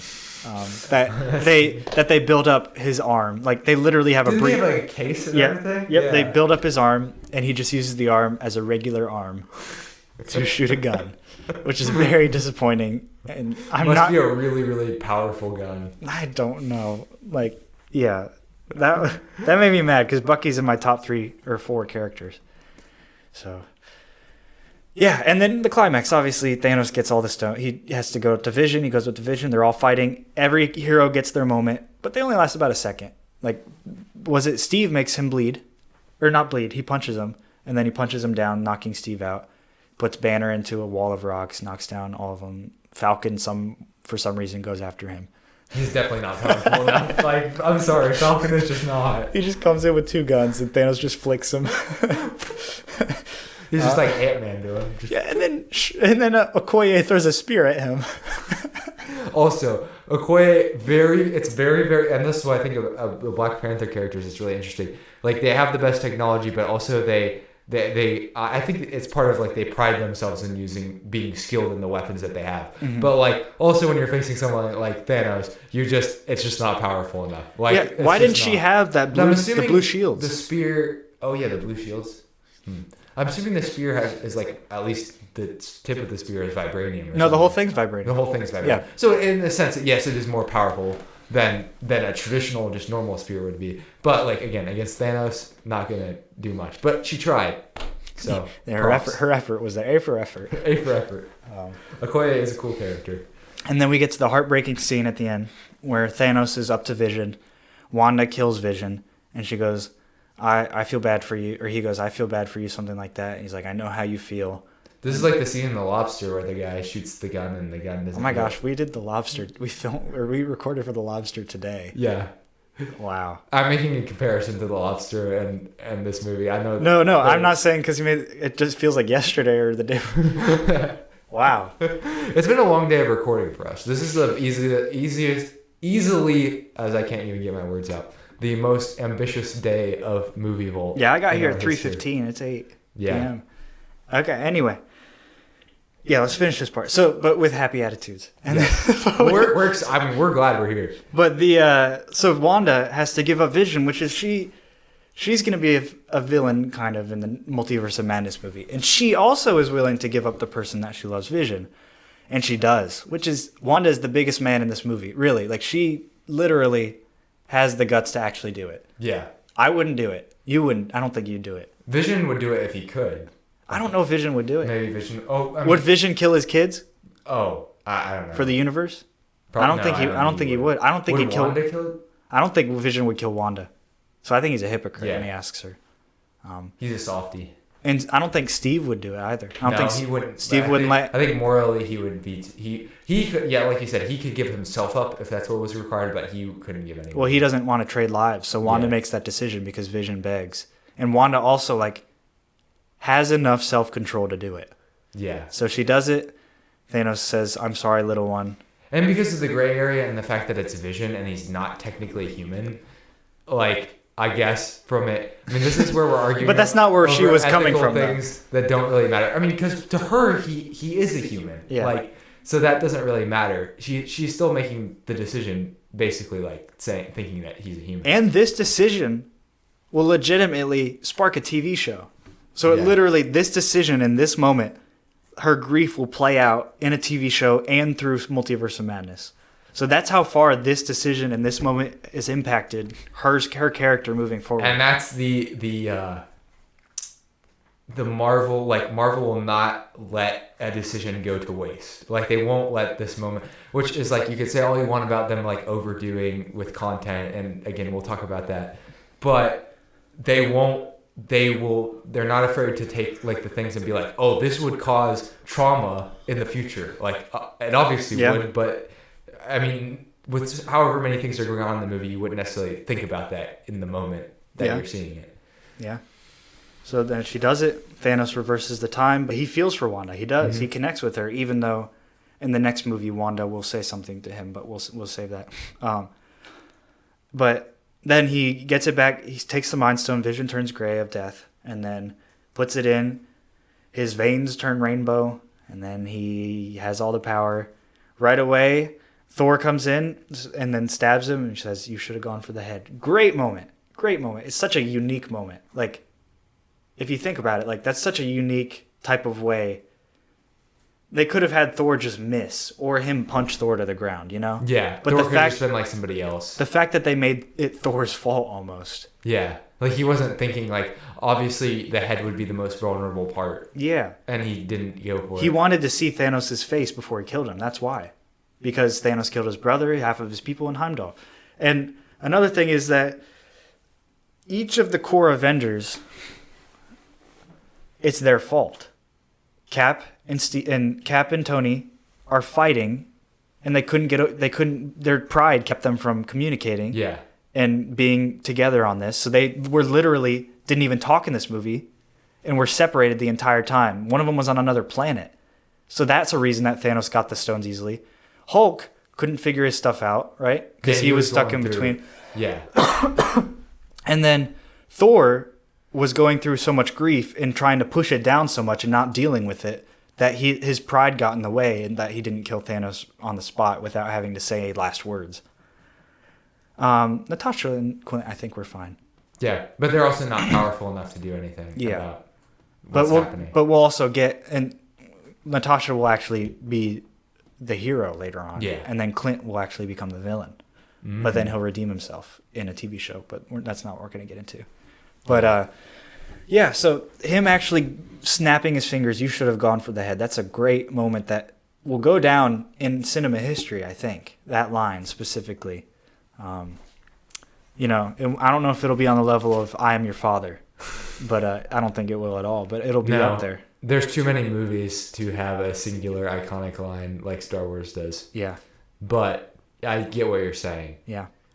Because it changed everything. I've seen the top 100 movie quotes or lines list. But you think that this has to be top 100, right? Yeah. "Say hello to my little friend," or "You come to me on the evening of my daughter's wedding." And that one's kind of dumb that one, but it is what you think of first. At least what I think of first. "Make me an offer I can't refuse." No, that's what you think of. Yeah, you're right. But for some reason, the other line stuck in my head because of Zootopia. The mouse. Yeah. That's so dumb. I know. For some reason, I've seen that movie twice or 3 times. That's sad. No, it is. We'll have to do Zootopia on the podcast. No. Just kidding. We don't hate ourselves. We could do Sing 2. Have you seen those? Have you seen the Mina stuff? No, I haven't seen any of the Sing movies. No, so in the Sing 2, there's an elephant, and everybody hates this elephant, like in culture, because she sings "Happy Birthday" to her grandpa, and she like steals the show with her amazing voice. Oh yeah, I think I've seen that. Yeah. Yeah, and, but it's so dumb. They like buy stuffed animals of her to like burn and drown. What? It's like the most morbid thing ever. We are in a bad place. Yeah, the internet was a mistake. Yeah. Anyway, guys. They should have made the MCU about it. But use it to listen to the movie more. Exactly. That's what I was going to say. Ben and I are one and the same. Okay. So, Thanos snaps. It's the biggest part of the movie, except for, sacrificing Gamora and sacrificing Vision. So, he goes into the Soul Stone. And this is a very, very sad part, which adds to Thanos' character, where he cries again. He looks at Gamora as a little girl when he picked her up from her home world and split the people in half and killed half. We didn't talk about that, but there's flashbacks. And she says, "What did it cost?" And he says, "Everything." And he was referring to her, obviously. Yeah. So, yeah, that was very sad. Especially, like, seeing the young Gamora and not the old Gamora. The young Gamora hit further. But, yeah. So, that's kind of how it went. And then everybody's in horror. Thanos' arm is burnt. He teleports away. And then these are the people that disappear. I'll list them. Bucky Barnes. Steve? R.I.P. Well, wait, let's try to see if we can remember their last lines. Oh, I can't. You could try. I think you'll remember at least some of them. Bucky Barnes. He says, "Steve, T'Challa." I don't know if he says anything. Some of them don't say anything, I'm pretty sure. Groot. I'm Groot? Yeah, good. That was good. I mean, what else did he say? Wanda doesn't say anything. Sam doesn't say anything. Mantis, I don't know if she says anything. Drax, I don't know. No, Drax says Quill. He looks at Quill. And then Star-Lord says, "Oh, man." And then Strange says it was the only way, right? Yeah, probably that sounds right. He would definitely say something like that. And then what does Peter Parker say? "I'm not feeling so good, Mr. Stark." Is it? Or yeah, Mr. Stark, I'm not feeling so good. That's the one that sticks with you. That was the meme. Yeah. And that was like his son figure, so. I kind of, like, I think I saw that meme and I just assumed that, like, everyone would say something like that. They're like, "I don't feel so good." And then all of a sudden disappear. I don't think I knew that, like, when I saw the meme, though, that everyone died at the same time. Like, I thought this was happening, like, throughout the movie or something. Because I didn't really understand what was going on. Yeah. You didn't know it was a snap. Yeah. So, yeah, Peter. So that was it, I think. Yep, and I think it ends pretty abruptly. Yeah, so the only ones left are Steve Rogers, Thor, Bruce Banner, Natasha, Rhodey, Rocket, Okoye, M'Baku, and then on Titan, Nebula and Stark. And then Thanos awakens to a lush green planet, his chest wound healed, and serenely watches the sunset, smiling slightly, satisfied at having achieved his ultimate goal. Wow. That is a great ending, right? It's a great ending. It's amazing. I mean, this movie is a cinematic achievement on many levels. Yes. And then we get a so-so post-credit scene. Snap happens. There's a helicopter crashes into it. Nick Fury and Maria Hill are there. Maria disappears. Oh, yeah, I forgot about this. Fury almost says his famous mother effer line and then drops a distress signal to Captain Marvel. Yay. Just what we needed. We were so excited about seeing Captain Marvel in the second movie. I was really hyped up for that. Especially after watching the one of my least favorite, probably down there with the Guardians Volume 2 of Marvel movies. Yes. Is Captain Marvel. Yes. It's, oh man, yeah. I'll just go on. It's just I'm not mad that the movie's about a girl. I'm mad about the character. Yeah, the character's bad. Every other character is better than she is. She is the least interesting person ever because they overpower her because they're overcompensating for some. I don't even know what they're overcompensating for, but they make her so boring. Oh my god. Anyway, and you come at me, send me a well typed out email as to why Captain Marvel is good if you feel strongly about it. To themovievaultpod@gmail.com. Yes. So before we go into our intermission, Ben, not your intermission, guys. How did you come out of this movie? What was your initial reaction? I think it was just awe, honestly. Like I had the experience of hearing about people talk about how good this movie was, and when I came out of it, I was like, that was as good as people said it was. Mm-hmm. Now, would you want to do ratings too? Yeah. Yeah. So I'd give this a 9 out of 10. And the reason is I don't think I would ever give any Marvel movie a 10 out of 10. I don't think that they can be a 10 out of 10 movie in my head, because they sort of still remain locked in the fact that they are like comic book fare. But it transcends it about as much as you can, while still remaining grounded in being what the original intent of like comic books and what they spun off into are, which is like, fun, but also dealing with important, interesting subject matter, pushing the boundaries of creativity and color. I mean, this movie is so colorful, and I like that. That's a highlight. Like that is a highlight for me, because like colors stick with you in movies. Like if you think of the Batman movie, you think of black, red, and blue. Yeah. Like they pick, but this movie is like every color, ever. Like it's just. It is very overstimulating. It's Star Wars on steroids. Like Star Wars has a lot of colors, but like you think of the scenes and you have all the different colors of the people and the planets, and they're going to so many different places, and yeah, it's stimulating.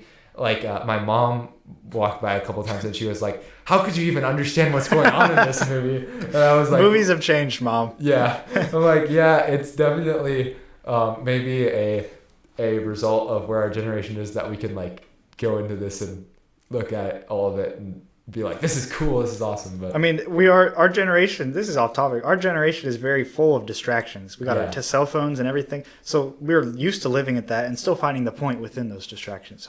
Hopefully yeah. So I don't, what was your original question? Now, like your reaction, I think you said 9 out of 10 positive. That was kind of what would you say? What was your reaction? I went out skeptical. I loved the movie, but the ending, I was like, oh, everybody's coming back. And I, of course, watched it knowing that there was an ending. Yeah. When I watched this movie, they hadn't even announced the title for Endgame yet. So at first, it was originally Infinity War Part 1 and Infinity War Part 2. But then shortly before Infinity War released, they said Avengers 4 was untitled. Obviously, because Strange says the line, we're in the Endgame now. But when I came out of this movie, I was like, wow, that was not what I was expecting, because you really do hype up this movie a lot, because none of these characters have met each other. They all meet each other, which is about half the movie. Then they fight, and there's really, really great battles. The fight scenes in this were great. So I was really impressed by all the battles and the interactions between the characters. But I was hoping for a whole Infinity War Endgame arc within this movie. So at first when I watched this movie, I was disappointed. But that was me obviously putting way too many expectations on a movie. Like, that's impossible. You can't have an Infinity War Endgame arc in one movie. So I came out thinking like, well, duh, they're going to come back. So that was a little bit down on me. But I also loved the movie, and I loved what they did with it. And looking back, I don't think that I was right in thinking that way. I think if I were to re-experience it as a more mature adult, pre-adult, I think I would enjoy it better if I were to first time experience it again, just because I wouldn't have so many expectations, and I would appreciate their deaths, even though it's, they're going to make money off of it, even if they're dead. But for a Marvel movie, 10 out of 10. For a regular movie, probably a 9 as well. Yeah, I would say, okay, yeah, it's 10 out of 10. Yeah. Probably it might be it's at the very least my second favorite. After Winter Soldier. But I will say I haven't rewatched Winter Soldier in a while. So I hesitate to say that I think in terms of importance, it's way more important, obviously, than, this is the culmination. I think it's more of just a personal preference that I like Winter Soldier. I think if you were looking at it as objectively as you can take something like the Marvel Cinematic Universe, this would be the best. Yeah. To me. Yeah. All right. Well, we'll be back.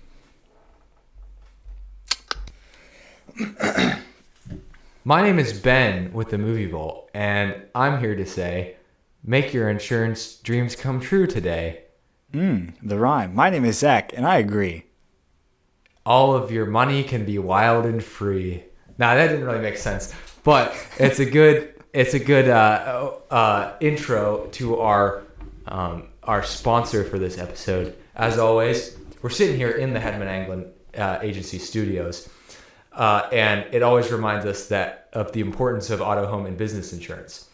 Now, from Avengers Endgame and Infinity War, we have to unfortunately inform you that there is no policy for acts of war. So nothing that occurred in these movies could get you any insurance help. Fortunately, it is unlikely that you will experience war damage on this level of Infinity War. So that's good news, but also a little depressing. But you got to think about your auto, home, and business first, because those are sort of the glue that cements your life together. It's kind of the three aspects of your life that are very important. I won't say put the most important on any of them, but they are very important. So call 614-486-7300. That's 614-486-7300, and tell them that Ben and Zach sent you. As I said in the last episode, assuming nobody picked it up in the last week because of how we recorded this, the cardboard cutouts are more than likely still an option. So if you get a referral and we hear that somebody called Hedman Anglin Agency, we'll make sure to get you those cardboard cutouts and get some for ourselves. You're very, very exclusive Zach Lewold and Benjamin Stanhope cardboard cutouts, life size, maybe. We'll see. We'll see. We'll see how much they cost. More than likely not life size. Yeah. All right. And now we'll go back to the episode. Okay. Avengers Endgame, part 2 of this 50th episode. So this is not our 51st episode. Sorry, guys, who are literal.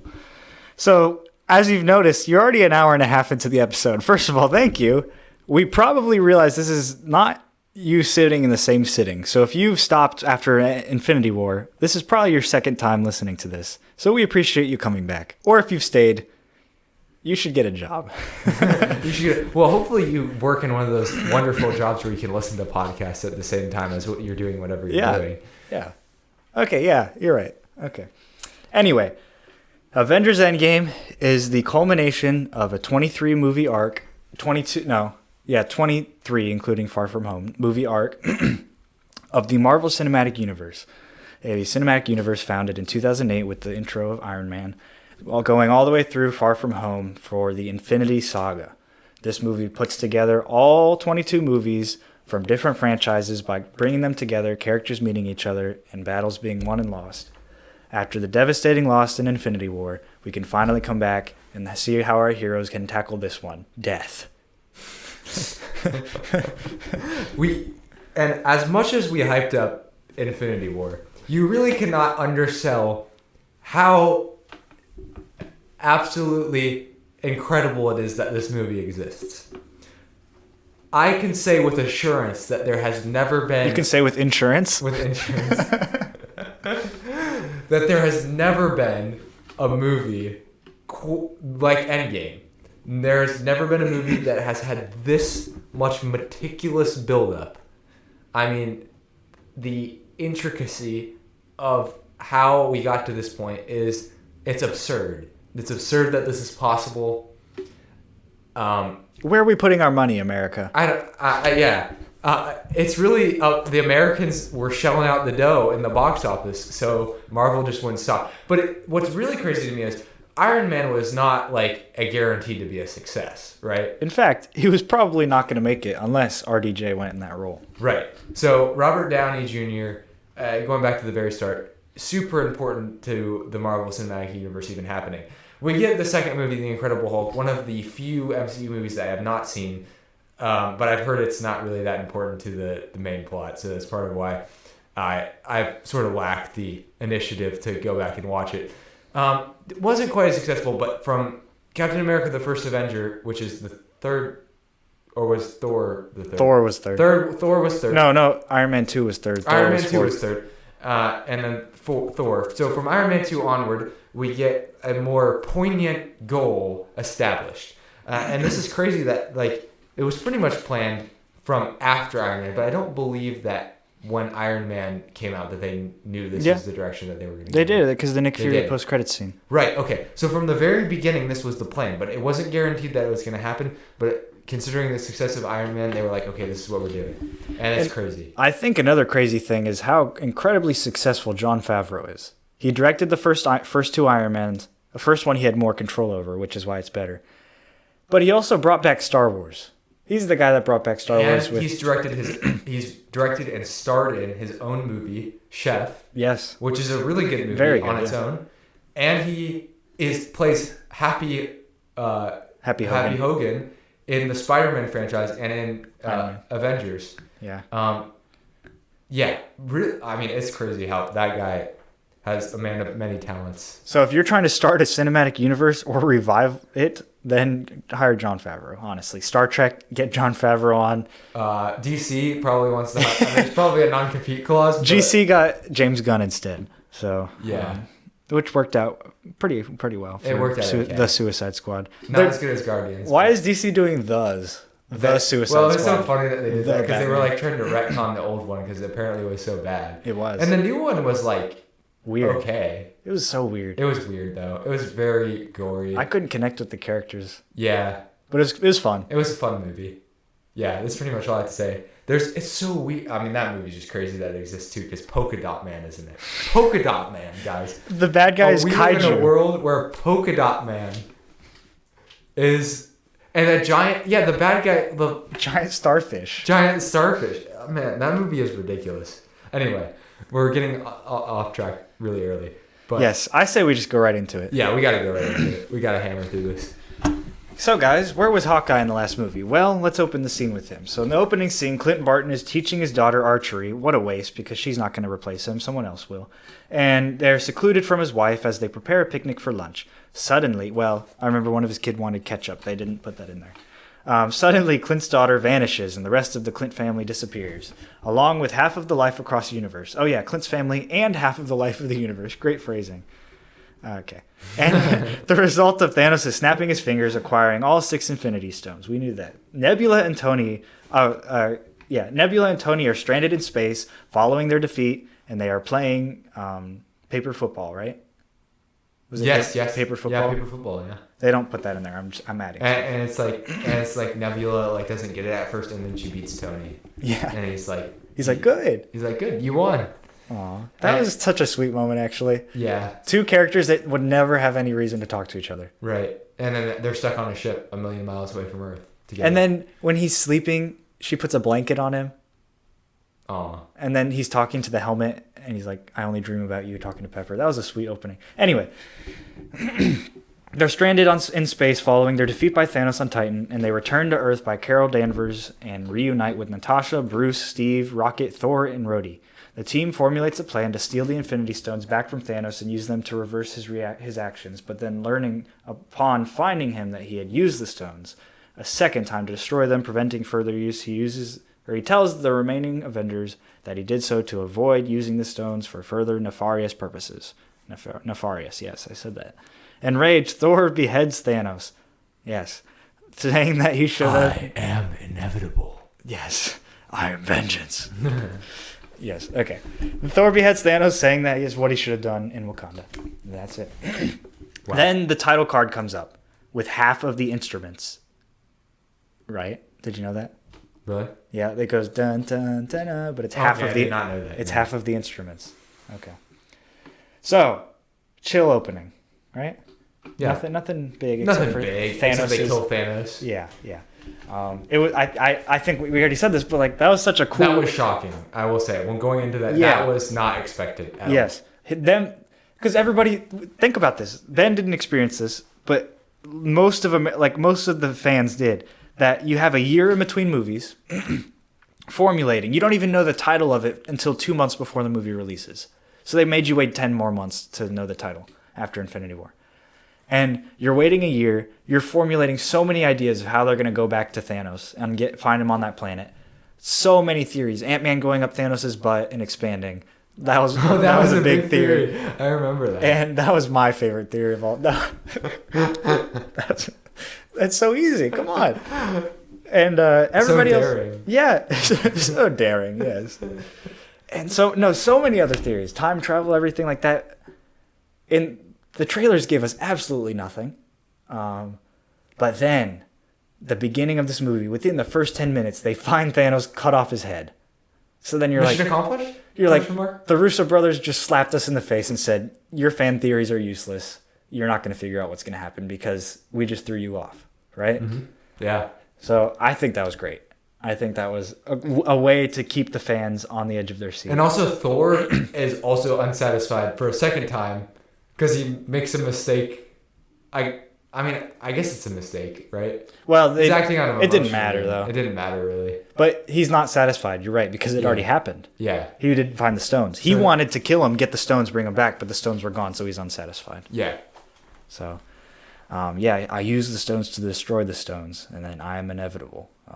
And Iron Man's going to die. We think Iron Man's going to die in the opening sequence because he's going to run out of air. Mm-hmm. Yeah. And so it's not looking real good for the heroes. And it's also really sad to see Clint's family go away. Yeah. Because he had retired after Civil War. And he's in witness protection or house arrest or...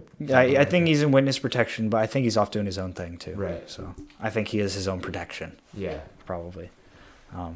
It's not actually... I mean, that's just the first 10 minutes, and that's one of the 7 things. But that is a lot that happens that early. So once again, like Infinity War, bringing us into a story very fast. They're not going to build it up. They've built it up for 10 years. They're getting straight into it. People would get frustrated if they wanted to build up more stuff. Yes. And then the last 10 minutes was all the culmination. You're like, this is terrible. Yeah. But and then Captain Marvel comes and gets to meet everyone, and Thor says, I like this one. And and then I think Rocket gets called a talking trash panda. Yep. And Ant-Man, we're getting later. That. But so another thing is when Captain Marvel finds Tony and Nebula, she brings them back. Pepper's there, and then Tony and her meet back again since the beginning of Infinity War. But then Steve is there too, and he confronts Steve and says, "You weren't there when I was fighting Thanos, like you said you would be." He said, "You would. How are we going to do this?" And he says, "Together." And then he says, "We'll lose." And he says, "We'll do that together too." And he rephrases that line, but he says that you were supposed to be there, and he wasn't. And Tony was right. Cap wasn't there. Yeah. But then again, Tony had his number, so right. Tony could have just called. Technically, it's Tony's fault. It was both of their fault, but it wasn't just Steve Rogers. Yeah, but they are addressing that their pride got in the way. Mm-hmm. Even though Tony is blaming it all on Cap, they're both addressing that their pride got in the way, and it cost them big this time because they weren't ready. Yeah. And then he collapses, and then they have to bring him back to health. The alpha dominant leaders in the group have to come to a realization that their strength became their weakness. Yeah. Their leadership strengths became what did them in because it also led to them being prideful. Yes. And then Scott Lang comes in. Yep. Back and here's we get. Were there community people in the first one or only in Endgame? Because we get to see Chang, who's Chang, yes, played by I forgot about that. Ken Jeong. Dr. Ken Jeong. Yes, Doctor comedian actor Ken Jeong. My bad. Imagine. Okay, I know this is really off topic, but imagine being Ken Jeong, going to medical school.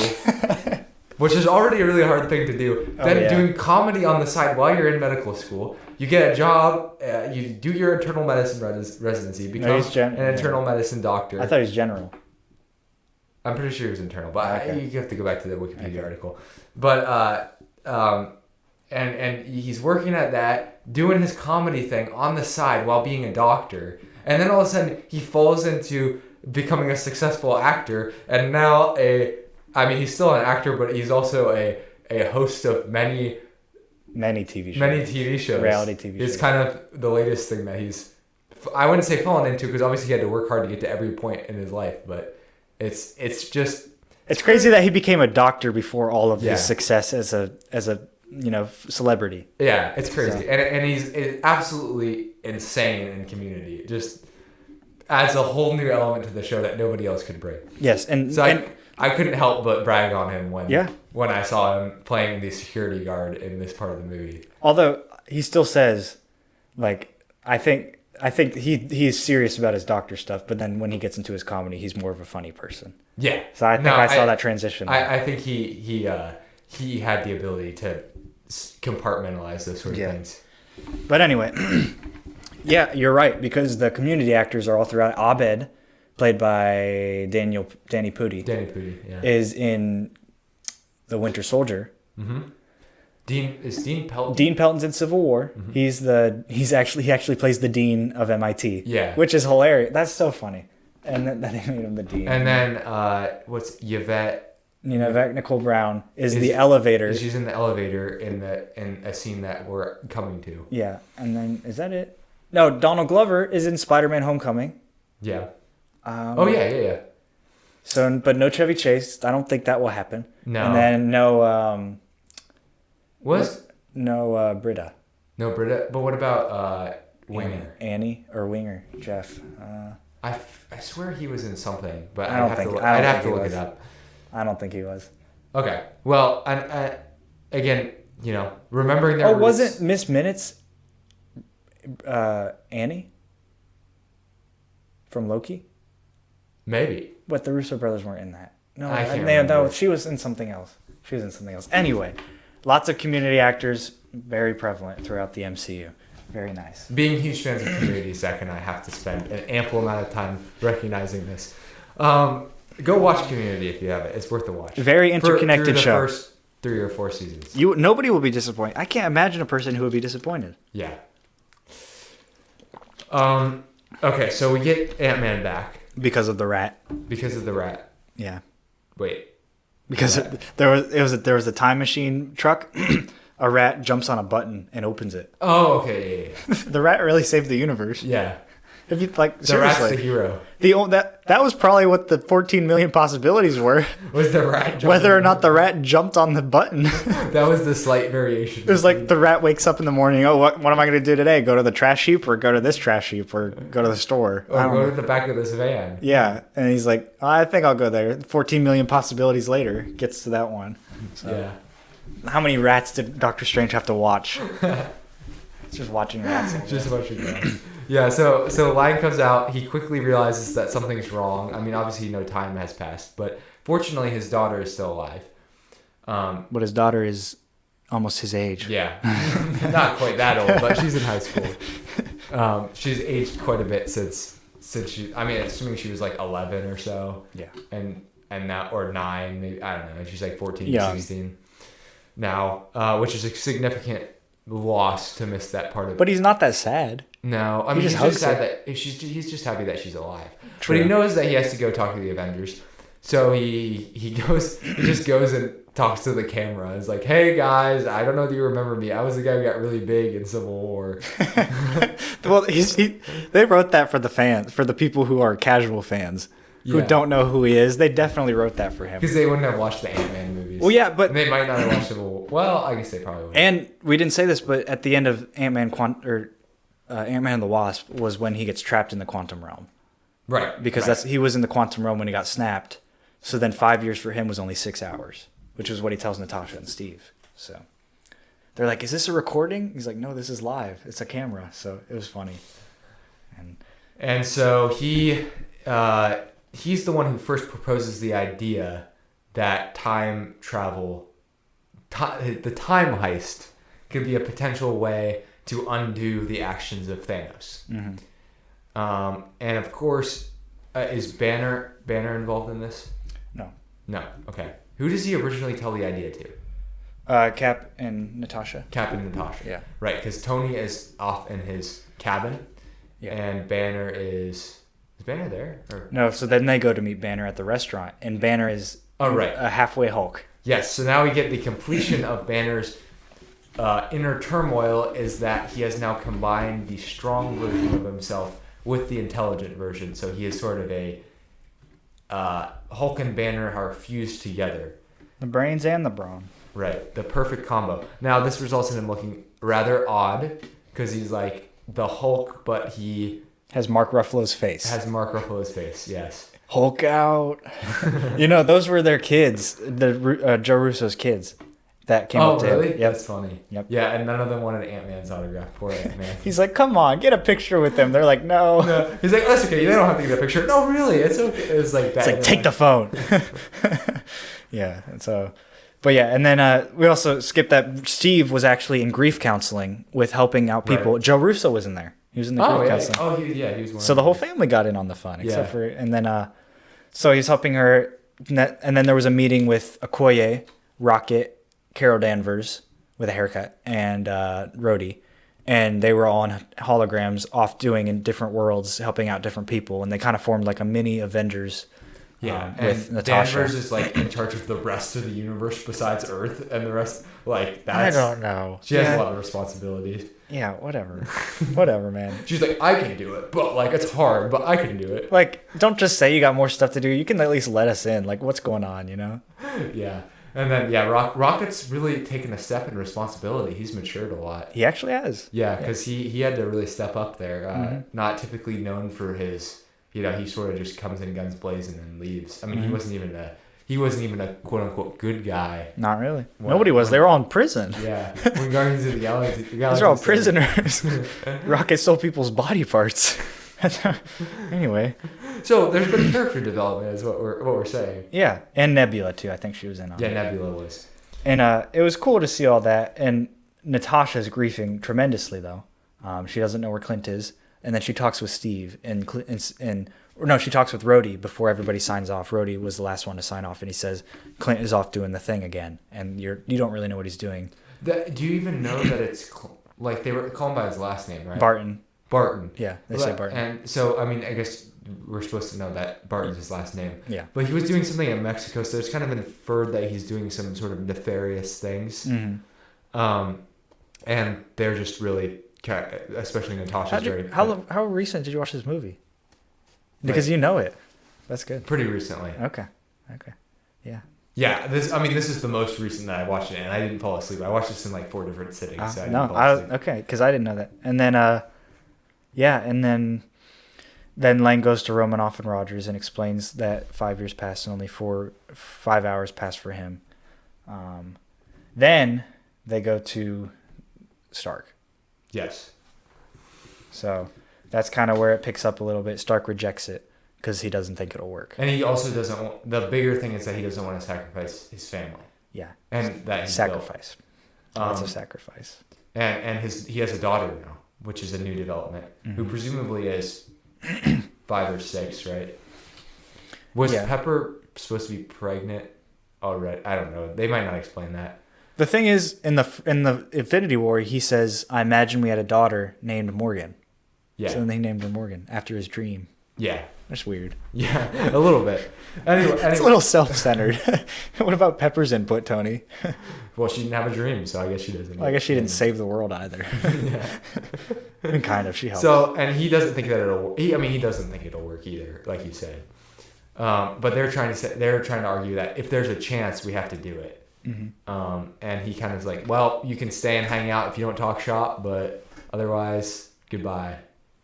Yeah.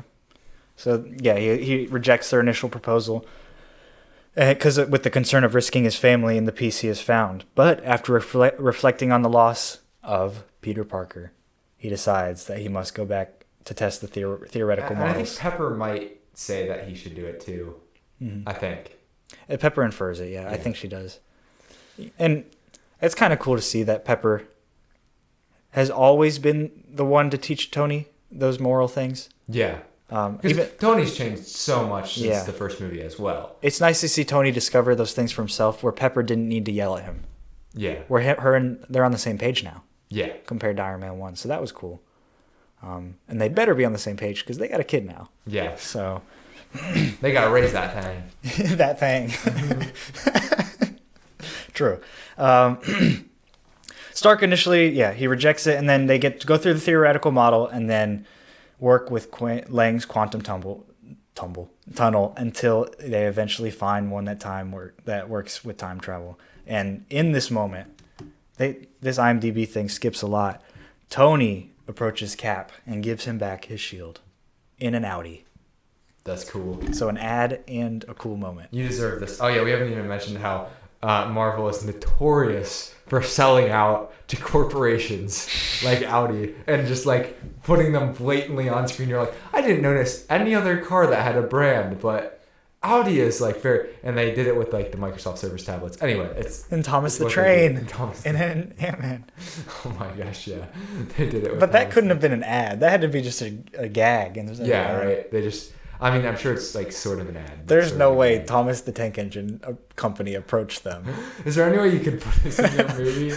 Yeah, There's no way. They approached Thomas the Tank Engine for sure. Yeah. It was the opposite way around. Anyway, so yeah, there's a lot to unpack with the whole time travel thing. Mm-hmm. Yeah, we got a lot of brilliant minds working together here. Yeah. Tony, Bruce, Tony, and those are the Science Bros from Avengers. And I guess to some level, Scott Lang, although he doesn't really understand as much. But he's experienced it. That's Yeah. the thing. So he's like he knows. sort of He knows it exists. Yeah. And did they test it out with him? Is that where we get like baby Lang, a really old person Lang? Yeah, the old person actually died a few months after. And it's Endgame. like, yeah. I pissed my pants, but I don't know whether it was old me or young me. Or Mimi. Again, this stupid humor, but somehow it works really well. Yeah. But and then he's like, time travel. The Hulk, and you're like, and then at that moment in the movie, you're like, what is going on in this movie? Yeah. Literally, there's the weird Hulk, and they're doing time travel, and he puts his thumbs up saying time travel, and you're like, okay, well, I'm just gonna go along with the ride with the Russos, and boy, oh boy, does that work out well. Should we try to explain how the time heist works? Yeah. So I don't know. the plan. You explain. I guess I can try to explain as well as I can understand it. They have to go back to these exact moments where, don't they have to be like also there? No, they just have to know what happens and know where specifically to go. Right. Okay. So that's why they pick moments that they were at, because so seeing their variants doesn't affect. Right. So like Cap fought Cap. So yeah. Yeah. And so they send three different teams to three different moments. Or Yeah. They have to get. No, it might be more than that. Well, maybe I'm getting a little ahead of where we're at. Well, yeah. But the idea. There is another part with Thor, but if we're describing the time heist, I think they had. Yeah, they have to retrieve the time, mind, and space stones from New York in 2012, and then. Oh, so they're getting 3 stones from New York in 2012. Yeah, so they could. A lot of them went to that time Because they could go to the time stone is being kept with in the Sanctum Sanctorum. the Sanctum Sanctorum. What's the Tesseract? What stone is that? The space stone. The space stone is with Loki and being transported away from him. And then, Yeah, that was like right after the Battle of New York. Yeah. When they were literally and then the then- Mind Stone was in the scepter.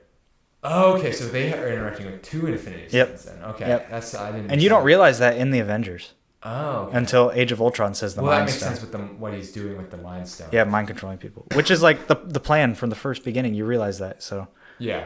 but yeah, so soon after they test out the time travel, though, Stark is now on board because he brings Kappa's shield and everything in his Audi, and the remaining Avengers assemble their team. So Bruce Banner, now embraced as the Hulk is a part of him, has melded his own consciousness into one, and then Romanoff hears reports from Rhodes. We talked about this, was an assassin and operates with similar methods to Barton, and she leaves to find him. So then Barton is consumed with grief after the loss of his family, has been operating under the mantle of Ronin, and where he brutally massacres criminal cartels and gangs around the world in order to try to improve the world that is still left. Natasha finds him in Japan after some convincing, and he agrees to rejoin the team in order to try to bring his family back. Banner and Rocket go to the small town of New Asgard, where Valkyrie and the last survivors of Asgard have settled. They find their Thor, who has become overwhelmed by guilt in failing to kill Thanos in Wakanda. Thor has become overweight, his hair and beard are overgrown, and he spends his free time eating junk food, getting drunk, and playing Fortnite with his friends Korg and Meek. Thor begrudgingly agrees to return to the Avengers after some convincing by Rocket and Banner. There is a lot into this. And does that even touch on Clint coming back? A little bit. She convinces him a little bit, but that's really And it. we see him do some samurai fight scene. Yeah, It's crazy. and that gets expounded upon a lot in Hawkeye. Which I haven't seen. Yeah, so I would recommend, but the ending, I don't know, the ending of Hawkeye, whatever. But it was Not everyone deals with grief the same way. Whether people deal with it in right ways or wrong ways, Ben, you know this, some people deal with it by doing terrible things and being self-destructive. Some people deal with it in mature ways and try to help and use it to benefit other people. Yeah. But Hawkeye does not do the latter. He does the former. Instead, he goes off to kill criminals. And although those criminals are bad people, that was originally not his motto. Montel. How do you say that? Mantra. His original mantra, because he did not believe in that. So, because he didn't kill Natasha. That was what his original signature was. So it's like Natasha was a bad guy. She was like a bad person. Yeah, and he like helped what's the right word? Like rehabilitate her. Yeah, bring her back. Versus just not giving her a chance and deciding I'm giving this person the death penalty, basically. And then after his family's gone, you're like judge and juror at that point. Mm-hmm. Yeah, and I think that he says that, right? You're like executioner or something like that. And yeah, and then Natasha comes back. They have like a 1-minute conversation, and then he joins because if there's any hope of getting his family back, he's going to do it. So, a better part though, they go to New Asgard. It's literally isn't it in New Zealand or something? It's either New Zealand or like somewhere. I envision it either being in New Zealand or like Scotland, England. Oh yeah. So I mean, it's in one of those areas. Those are completely different. I'm hoping it's in New Zealand because Taika Waititi's from New Zealand, and that would be really funny to do. Yeah. No, absolutely. And we get to see Taika Waititi's character, Korg, who's hilarious. Which we didn't know if he survived or not, but he did. But he did survive. Yeah. And his, what is it? There's Meek. He's got knives for hands. Yes. Meek is dead. I accidentally stepped on him in the battle. The New Zealand accent has to be the most fun accent. I can't even do it, but it's just funny. That was pretty good. Yeah. There's Meek. He's got knives for hands. I feel like I'd start getting too British or Australian. I'm starting a revolution. If you've ever watched like a New Zealand movie, it's sort of addictive how they talk. It's very interesting. Which the only movies I watched are really Taika Waititi movies. I tried to start a revolution, but I didn't print enough pamphlets. Yeah. And so Thor is like. This is a weird part of the movie because they throw in the Fortnite reference, which is like... Come on. Seems really, really dated. I mean, it probably seemed dated when it was in the movie. Yeah, but Fortnite's still around a lot. Yeah, so. I mean, it almost made a return. I mean, I never really played it that much, but I've heard people talk about it more lately. I have little brothers, so I know. I think it like sort of phased out, and then they did something, and people were like, oh, I like this again. And maybe it'll phase out again, but... Like we said, the sponsors, so many of them. So many sponsors. Yeah. And Thor's just like not dealing with his grief. He's dealing with his grief by like completely forgetting about his health and just being lazy and drunk. Yeah. So, I mean, you have comparable ways to deal with grief. You know, Banner did it by solving his problem. Yeah. Steve did it by being consistent, like he always was, because his morals are above, everything else. Like that doesn't faze him. Right. And then Natasha is following Steve, and then Natasha also has a good background because she's learned to love this new family. Yeah. And then you have, like, the worst thing happened to Barton, so he became bad, and then Thor has nobody left either, just like Barton. So they lost the most, and they didn't deal with it. They have the most to grieve. Yeah. So. But yeah, he comes back, and it's kind of funny to see the scene, but they convince him. And he comes back, and he's kind of, any input that he gives is sort of like, still he's sort of in a drunken stupor, so he's not maybe quite the wise Thor that we once knew. Mm-hmm. Although he was always a little bit brash, that was always sort of his weakness. But I think a lot of people didn't really like Fat Thor because like Thor has like always been chiseled out of like Chris Hemsworth's like one of the most beautiful guys. Yeah, beautiful people, but however you say that, men on the planet, and then they like turn him into fat. So I think especially a lot of the females that we know, the women, didn't really. No, you're right. Didn't really like the Fat Thor thing. He was okay. Yeah. I thought it was weird, though. It was weird. But it made sense weird, a little bit. But it makes sense, yeah. I think it was weird as we get toward the end of the movie more because like he's more powerful, but he's still fat. So, I don't know. Yeah, but I think it's also like they're giving him a fourth movie, and you can't just be bitter. Yeah. Their grief takes a while. Yeah, exactly. So, although he's going to solve the problem of Thanos, he still has to deal with that stuff. So I think there's still more to do.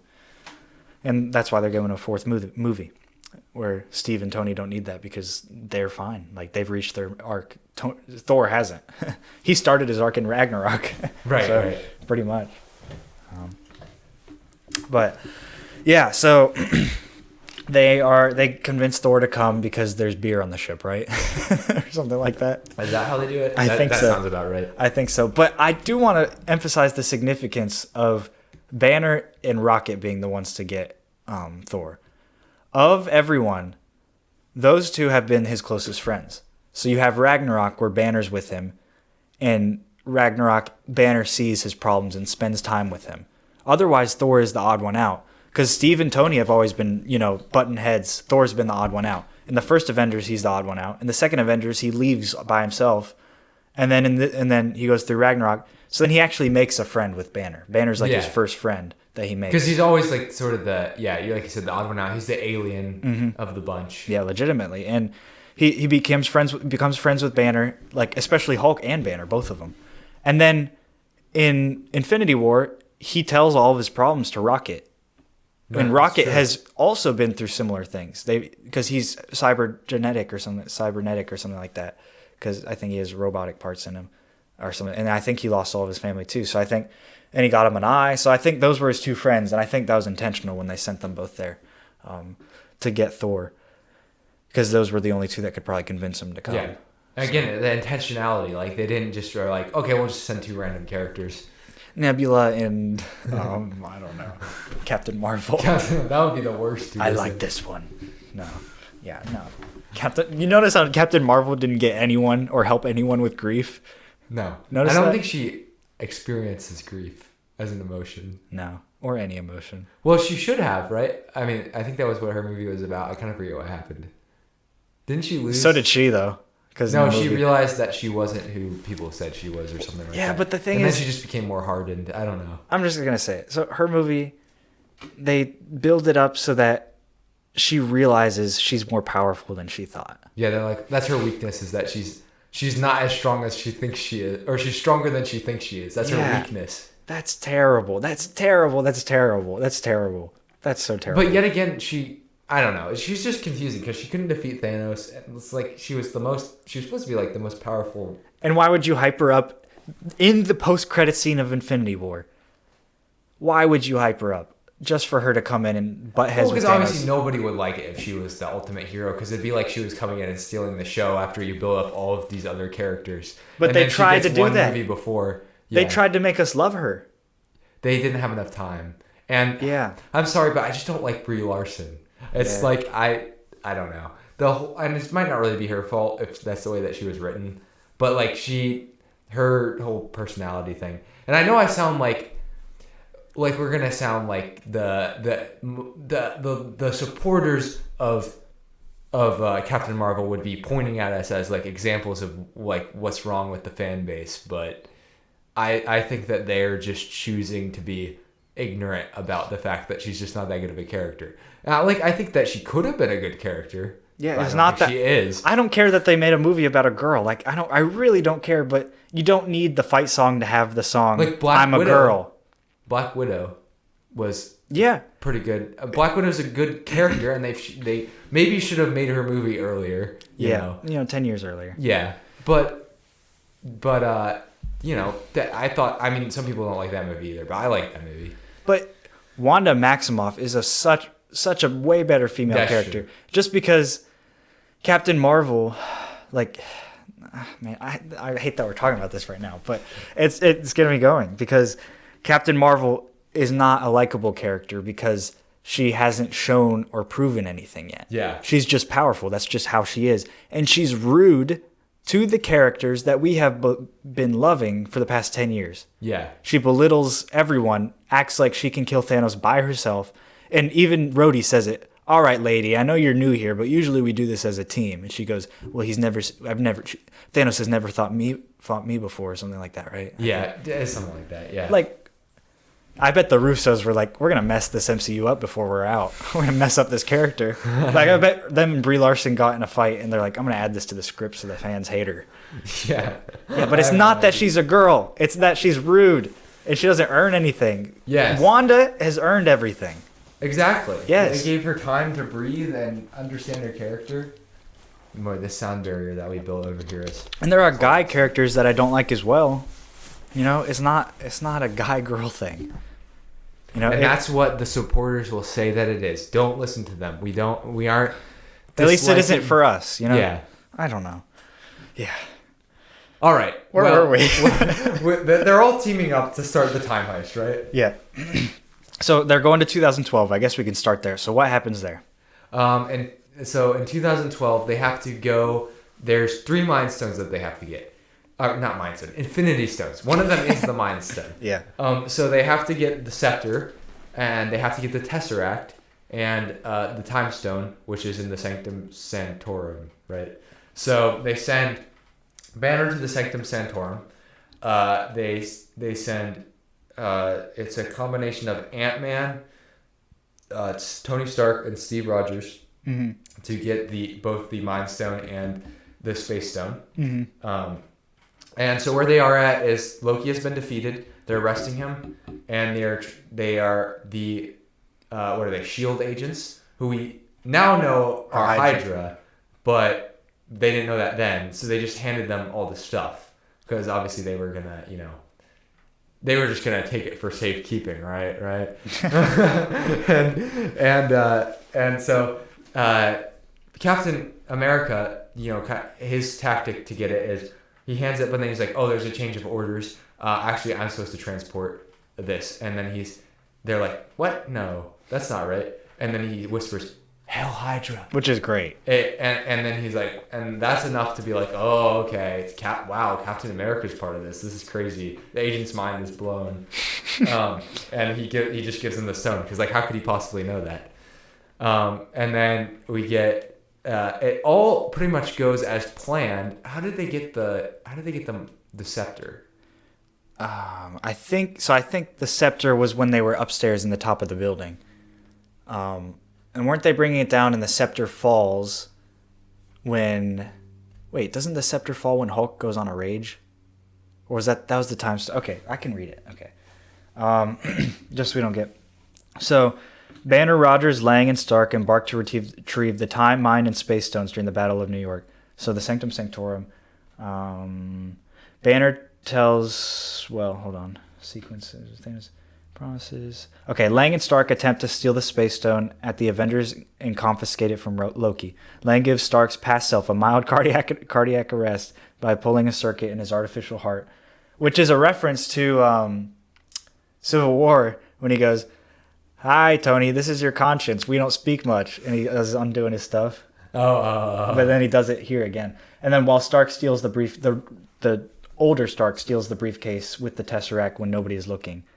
Their plan is thwarted when Stark drops the briefcase when he is accidentally hit by the Hulk. The Hulk ruined the plan. Hulk's raging down the stairs, which you don't think is important until he breaks out. Which is funny because he literally just rages because they don't let him use the elevator. Thor's like, "Oh, no, buddy. You're going to have to use the stairs," which is such a funny... I hate stairs.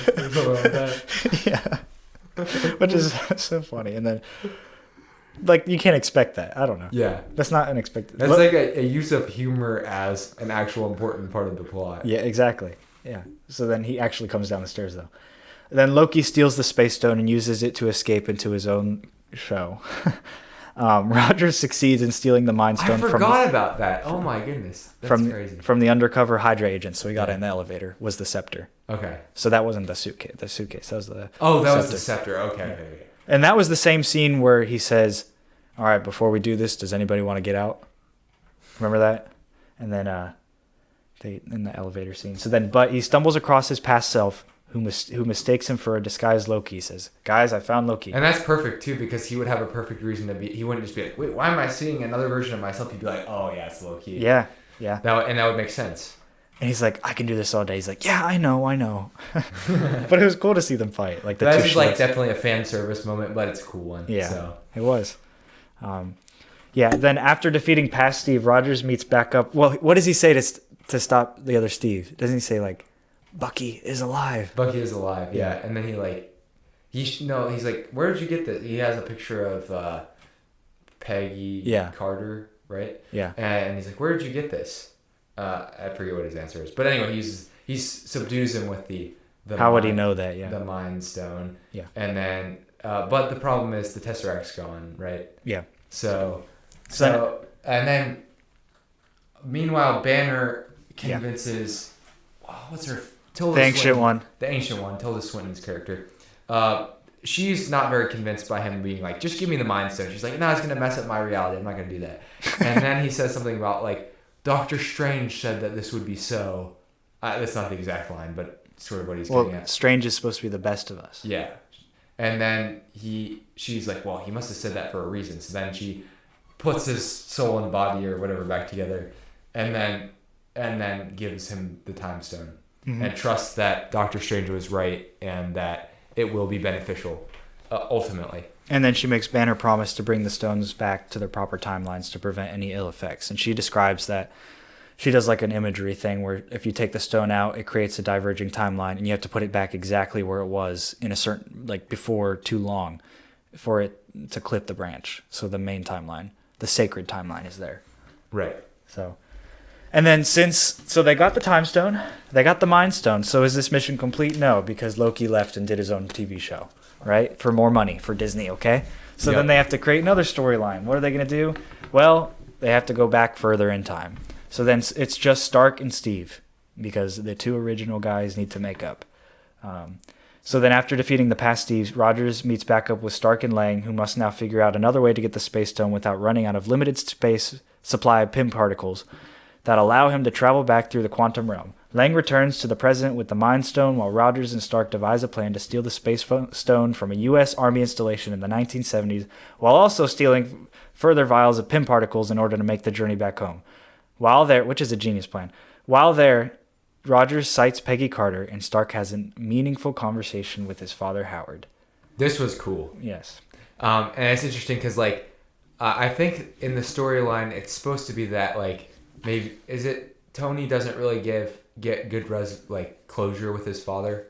Is that ever referenced, or are we just supposed to he never did. He's always trying to figure out, he's always learning new things about his father, good things and bad things. So. Right. And his father kind of alludes to some things that might not have been as good that he's like, well, my father never, there was always a good beating to learn a lesson or something like that. Or it was like, Tony might not have seen it that way as a kid. Or he was kind of old fashioned and he maybe, but then Tony could have a little sympathy realizing that his father was like, really had no idea what he was doing. Like any parent when they go into parenting, like it's a completely new frontier. And so you can expect mistakes to be made.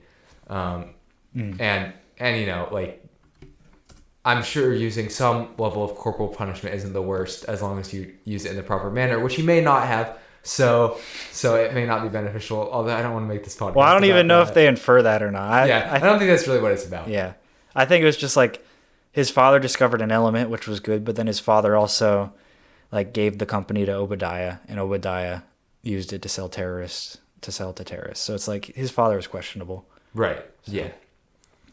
Which I think is a point that's referenced. Oh, in the new Batman movie, huh? Oh, yeah, true. Copying The Dark Knight and that. But yeah, they do. So he meets up with his father, and he says he has a baby on the way. So baby Stark is there somewhere, which would be cool to see. That would be so cool. Like a little kid. Little tiny Tony Stark. A little kid doing a Rubik's Cube. He was going to name him, what was the name? That was a weird name. I can't remember. Let me look it up. I know it because I recognized. El Manzo. Really? Which is funny because El Manzo is who Laura Ingalls marries in Little House on the Prairie. She marries El Manzo Wilder. How do you remember that? Shout out to Little House on the Prairie. I think this might have been a Little House on the Prairie reference. Okay. Well, good for that. I didn't get that. That's something I didn't notice. Okay.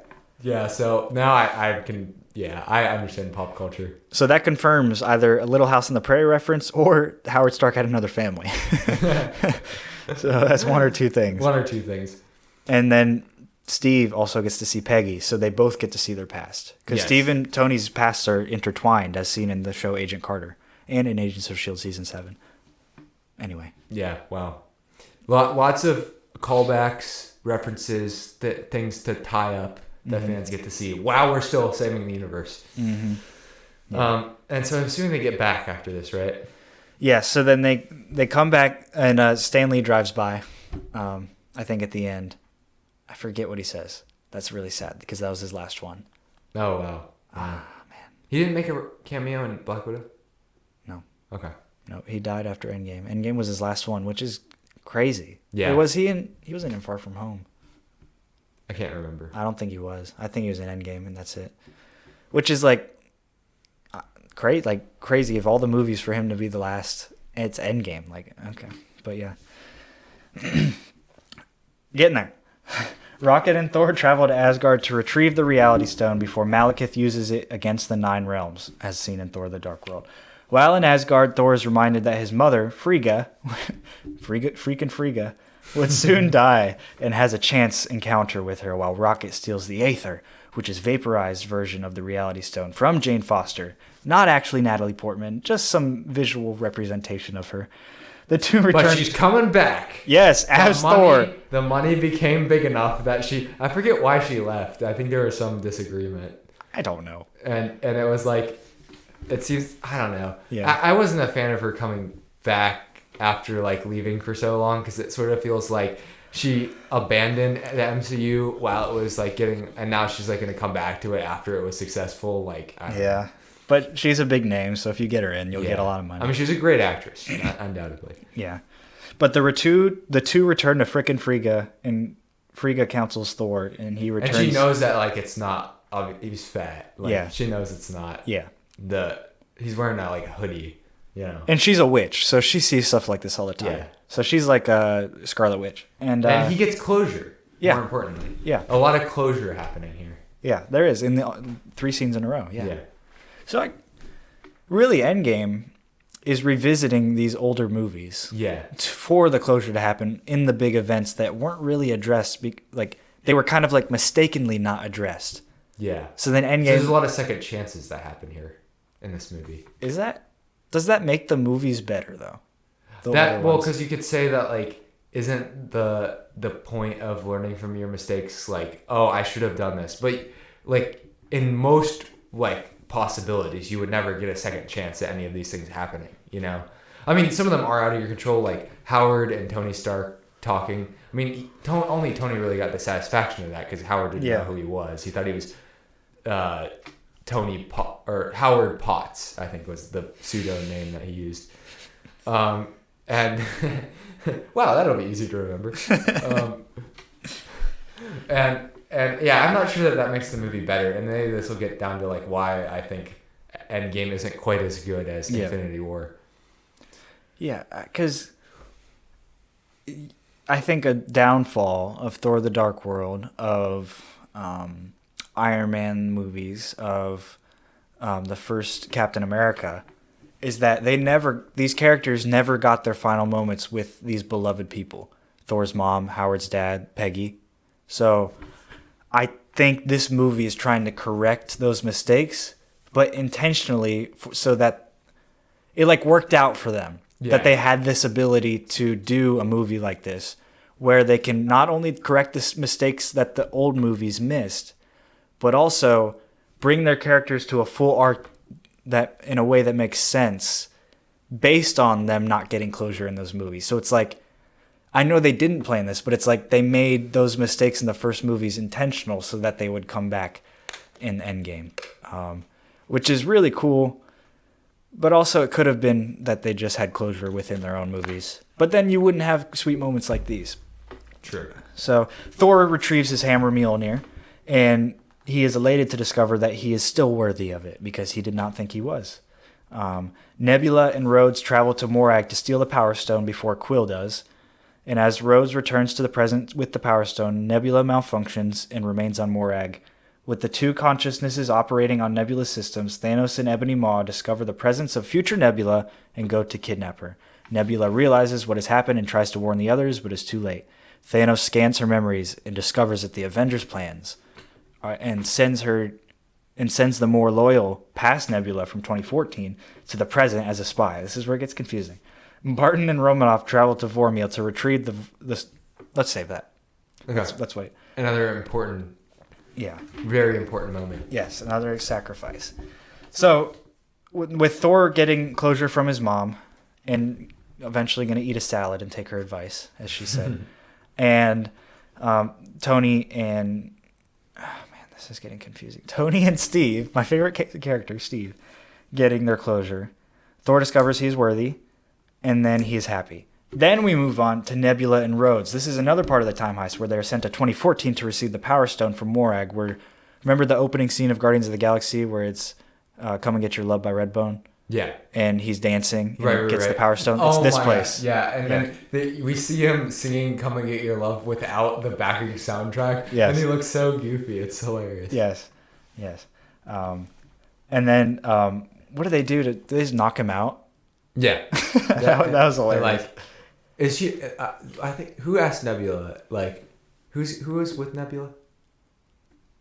It was Rhodey and Nebula in the Morag. So Rhodey's like, is he an idiot? And she's like, yeah, he is, or something like that. There's some sort of interaction like that. There's a line later on in the movie where old Gamora sees new Nebula, or old Gamora and new Gamora are there, and they see, no, the new Gamora is dead. Old Gamora and current Nebula. Yeah, see each other, and they go and they see Quill, and they kick him in the nuts, and he goes, "Oh, you missed the first time, but the second time you got them both." And she goes, This is who I like," and she goes, "Well, it was either him or a talking tree." I thought that was hilarious. Yeah, poor Quill. He didn't realize what had happened. Yeah, his nuts were too hurt. Nut insurance. Yeah. You could tell we're 2.5 hours in. This is hard. Yeah. But it's fun. I'm enjoying it. Oh man, I'm not sure if Ben's enjoying it as much. It's not as much as a Marvel fan as me. No, I this is really bringing out my appreciation. We're gonna get to the 2 points of this movie that I teared up. Oh man, at some point I did. I didn't tear up in Infinity War, but I did in Endgame, so that's interesting. Okay, so they knock him out. They get the Power Stone. Nebula malfunctions. So when Nebula malfunctions, she connects somehow into the consciousness of Nebula's systems and like saves it to something. Then the past Nebula, I have no way. How does that work? No, they're communicating. Wait, how did that work? Okay, so I'm just going to read it and then I'm just going to take it as it is. Nebula and Rhodey travel to Morag and steal the Power Stone, and then Rhodes returns to the present with the Power Stone. Nebula, so as they're going back, Nebula malfunctions on her wrist thing, the time machine, and she stays on Morag, and they don't know why. So then the two consciousnesses of Nebula in the past and the present are operating on the same system. And then Thanos and Ebony Maw from 2014 are there, and they discover the presence of future Nebula and kidnap her, because both present and past Nebula are in that world. Does that make sense? Yeah. Because they went back to 2014. So then Nebula consciousness is merged because she's an android. Right. So that makes more sense. I mean, as much as it can, like you said. Yeah, of course. Then That actually makes sense. Yeah, Nebula, they discover that the presence of future Nebula, and they go to kidnap her. And then Nebula realizes what happens as Rhodey left already and her wrist thing wasn't working, but it's too late because she couldn't warn them. So then Thanos scans future Nebula's memories after he kidnaps her with Ebony Maw, and then sees that the Avengers plan, and then sees himself being disappeared, and then sees his head getting cut off. Yeah, his head getting not disappearing. Yes, and then sends the more loyal past Nebula to the present as a spy. Now, if you're past Nebula and you see your future self going against your dad, wouldn't you be like, shouldn't I join myself? Or would you be like, I'm crazy in the future? Because the past Nebula sees the future Nebula getting... Right, but somehow she's still like, I gotta do this. Yeah. Maybe you just can't shift gears that quickly, because you miss out on all of that development that she got. Yeah, but we don't see a lot of it. Yeah, you're right. A lot of it doesn't happen on She already hates him by the time she gets to... Yeah, but at this point, somehow she still believes that she can earn his favor if she just does well enough. Yeah. Because I think that's what she realizes, is that nothing that she could do would ever make him stop treating her the way that he does. He's like conditioned her to a point to believe that she could earn her favor with him, but when she realizes she never could, that's when she switches and turns on him. Huh. I think. I think you're right. Yeah. That is sad, but that's what happened. So Thanos is also a very bad person. We have to remember this. Yeah, Thanos is not really the dad type. We'll tell you that. He's the messed up dad type. Yeah, because not only is that, but we call him a dad. But those aren't his children. He forced them. He took them. He didn't and this wasn't through an adoption agency. This was like a kidnapping agency. He went to a planet, killed half the people, and took a girl. Including probably their parents. His mom, yeah. So, yeah, I mean, I guess... To call them their father is maybe not even inappropriate. Do you think that's what happened to the 4 people, his 4 children? Yeah, maybe. I mean, you'd think that it was the same way, right? Yeah, but they're way too powerful. They're way more powerful than Gamora, well, Gamora was supposedly like the best killer though, like assassin. Yeah, but she doesn't have she can't build bricks or take bricks out of buildings to mobilize them. Yeah, and Nebula couldn't beat Vision like Corvus Glaive did. So that's true. Yeah. Anyway, I don't know where they're from. They're not the same species or whatever you call it. She's a green girl. She's green, yeah. And sorry, I can't say that. I actually don't know what her race was called because they said it. I think.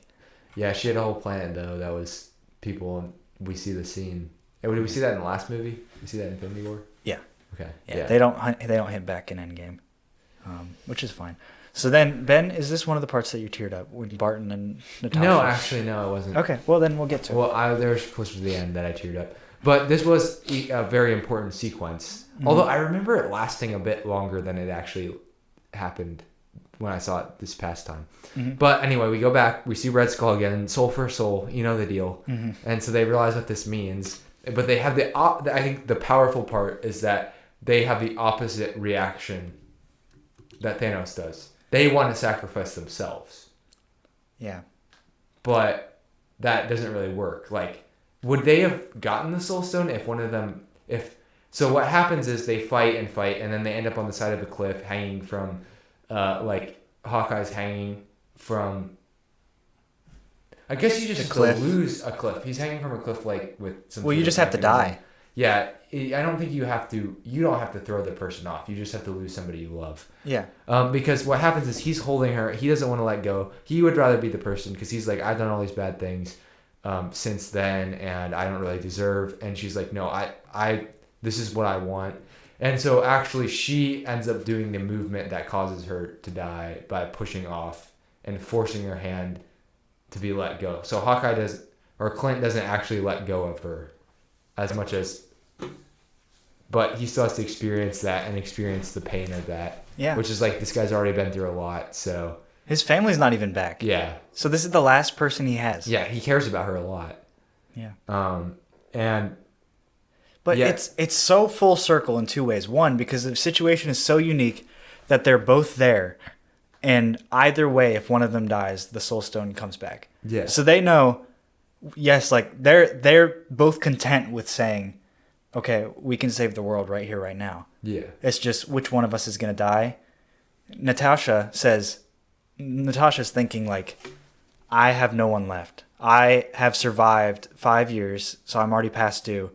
And my family is now the Avengers. It's not anybody else. So I'm going to save this guy who saved my life all those years ago. Right. So that's full circle. And when she goes down, she also, before she says that, she says, you have a family now. And he does. And if she expects to get the Soul Stone, if she lets him die, then the family doesn't have a dad.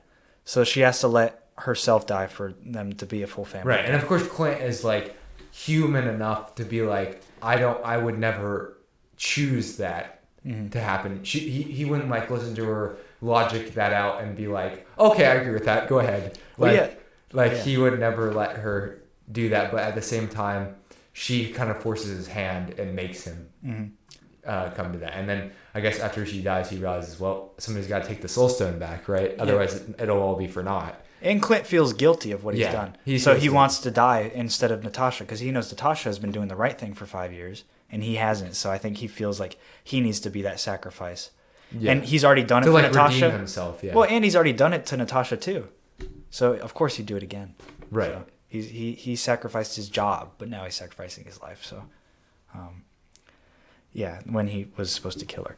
So yeah, that was a beautiful, beautiful moment. That I don't know which one was better, Thanos and Gamora or Clinton. Obviously, this one had more of a redeeming factor, but like the other one was a very important element. Shocking. The other one was shocking. Yeah, not expected, definitely. Oh, shoot. No, I lost my train of thought. Yeah. Well, right after though, they are all grieving by a lake, and they each experience the grief a little bit differently. You know, you have Hulk kind of like throwing a little rage a little bit and throwing the bench in the water. Yeah. Thor, what is it? Doesn't Clint just kind of accept it? Yeah. Because he's like, come on, guys, it happened. Just get over it or something. Does Clint do that? Or what was it, Clint? But I know either Stark or Steve, I can't remember their reactions, but either Stark or Steve was like, we need to go back. We need to save her. Yeah. Or was that Thor? That was Thor. Yeah, I think Thor. Because Thor wasn't ready to lose someone else. I think one of them believed that they could change it. And I think maybe Clint was like, no, it has to be that way. Yeah. Like maybe Clint was still sad, but he was like, no, there's no undoing this. This has already happened. Yeah. Yeah. So, next part. After everyone has returned to the present Earth, Stark, Rocket, and Banner are set to craft a gauntlet to wield the stones. One constructed from the same nanotech of Stark's latest Iron Man suit. So they build it, and so to harbor the suit, which I don't know. I guess the 5 years made them smarter. I don't know why they couldn't do that in the first movie. Banner volunteers himself to wield the gauntlet, but Thor wanted to... I think they should have chose Thor to snap back. Because they were saying Thor wasn't in good condition because of how he'd been treating himself for the last 5 years, basically. But he is gifted in a way that they're not, like the earthly beings aren't. Yeah. Especially with him being able to withstand heat like he did. Well, it's gamma radiation, so Banner would be able to get that. Okay, right. But that's like a plot point. You could easily change that, you know? Yeah. So I think they should have made Thor do it.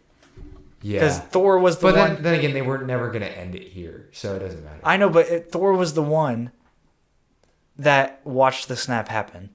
I think he should have been the one to snap him back. Like, you think cinematically it would have been I think, powerful? Yeah, I do. But, he was still grieving. So then they make Hulk do it. So he brings back everyone. Gamma radiation, intense pain injury brought by the stones. His arm is, useless after that. And he succeeds, though they're immediately attacked by Thanos at the Avengers compound, who has been brought back to Earth by the imposter Nebula. Imposter. There's an imposter among us. I'm usually not... I don't think I would ever make an imposter joke or an Among Us joke outside of how tired I am right now. Normally, I'm a little bit more mature than that. Destroying the quantum portal in the process. Thanos reduces the Avengers headquarters to rubble, splitting the team up and causing the gauntlet to fall into Barton's protection. The past Nebula is killed by her future self as she attempts to take the Infinity Stones from Barton, while Rogers, Thor, and Stark confront Thanos, who decides he will instead use the Infinity Stones to destroy the universe, which is such a change. And create do you like this? No. He's like, now that you've not shown your respect for my plan, I will reduce the universe to an atom and make a new universe, which makes so little sense, because then he's going to have to make half of that universe. You just said it so perfectly. I didn't like it. I didn't. Yeah, they kind of... They lose respect for him. It kind of messes up Thanos, but I guess maybe the argument for why you could do that would be that, Thanos hasn't had the development over the time, he's jumping forward in the future, so maybe he matures, not necessarily in a good way, but, by the end of Infinity War, he's like, I've lost everything. He's not as pride... Yeah. I feel like... I don't know if you could say he's not as prideful, but maybe he didn't recognize necessarily how much it would cost him to accomplish what he felt like was necessary at the point. And he's maybe lost a little bit of that edge where he's more delights in messing with people and doing bad things to them. And I see that in a weird way. He definitely is still evil. But now you teleport him in time. Now he's like, these people aren't respecting me. I will now inflict even more punishment on them. It's no longer about the mission. Yeah. It's about pride. It's about pride now for Thanos. Yeah. So maybe that's a good transition, but it's kind of an awkward one. I mean, it makes sense, but I wish the more mature Thanos was there. Yeah. Because I like that version better, as much as you can like a version of Thanos. Because it was I don't feel bad for killing this Thanos. I would have felt bad for killing the other Thanos. Yeah, a little bit at least. But Thor didn't. Thor just snapped that baby's head off. Yeah. He snapped that thing. He snapped that thing right off. So, This is where it gets very, very intense. So they're fighting. So many fights are happening, right? So we get to one of the best parts of the MCU, where the big three line up against Thanos. Thanos is throwing his rock up and down. So many fan servicey moments here, but it's great. It's great. Yeah, throwing it up and down, with Steve Rogers confirming Thor's theory that he is worthy of wielding Mjolnir. And that was a great moment. Because you see the hammer shake, and you're like, oh, Thor's going to get the hammer. Yeah. And then it goes to Captain America. You're like, whoa. And then the music. I forgot about that part. When I saw it, I was like, whoa. Yeah. If there were a moment where I teared up, it would be that one. I think that was my favorite moment. Seriously. I think that was my favorite moment. I didn't tear up at that moment. Captain America was worthy the entire time. I think he was fake. I forgot he's your favorite character. Yeah. I would say that actually Thor is probably my favorite character. You do like if inconsistency. We're not counting Loki. You do like inconsistency. I'm just joking. I'm just joking. Thor. Yeah, probably. Especially if we're talking the original. Thor is a respectable favorite. Yeah, I'll say that. It's not Iron Man, although I do like Iron Man. I think I still like Captain America a little better than Iron Man. Yeah, if I'm going to strive to be anyone, it's going to be Steve. Yeah. Either Steve. I think that Captain America definitely has the best trio of movies. Yes. The Russo brothers brought back his second two movies really well. So. Yeah, I'm not as big a fan of the first one. It's okay. Yeah. But the second two were amazing. But you'll find that with all of the trilogies, there's usually a weak Except for Iron Man's the best one's the first one. Yeah. The first two Thors are like meh. Wait, isn't it funny? Iron Man, the first one's the best one's the first one. Captain America, the best one's the second one. Thor, the best one's the third one. Yeah. That's interesting how that worked out. Yeah. But yes, so they're fighting so many cool fight scenes. Thanos has a double-edged sword. Is that symbolic? I don't know. But he's fighting with that. Captain America gets the hammer. Literally, I mean, you guys all saw it. Like, he hits him up. Like, he spins it, hits him up. I'm going to do it. I'm doing it right now. Just picture me doing it, where he's spinning it and then hits him up, uppercut. And breaks off, I think, Thanos' helmet or something. And then, but that's right when Thanos is pushing. Thanos can wield Stormbreaker, and he was pushing Stormbreaker into Thor's chest, just like Thor did it to him.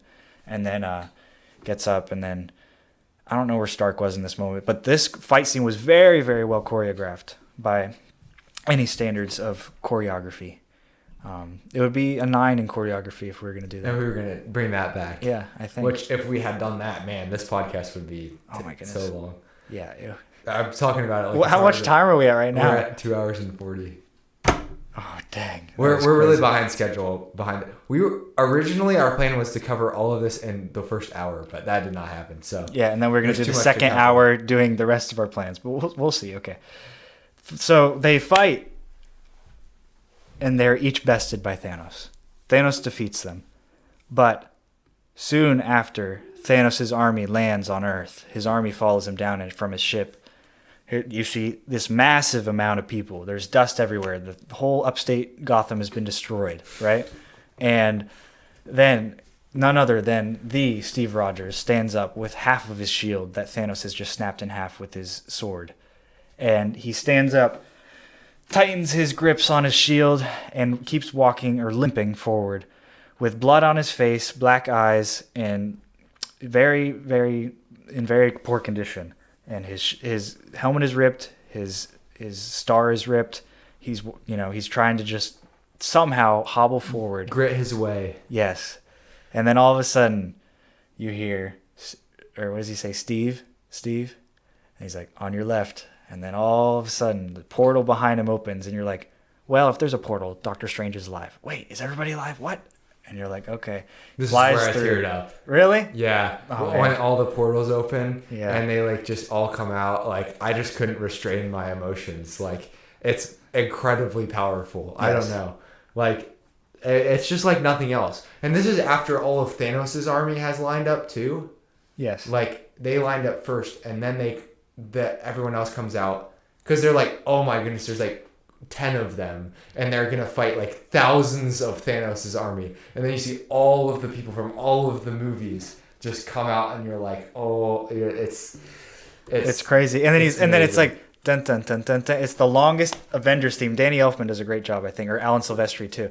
And the score on this is great. The Portals score, you should listen to it.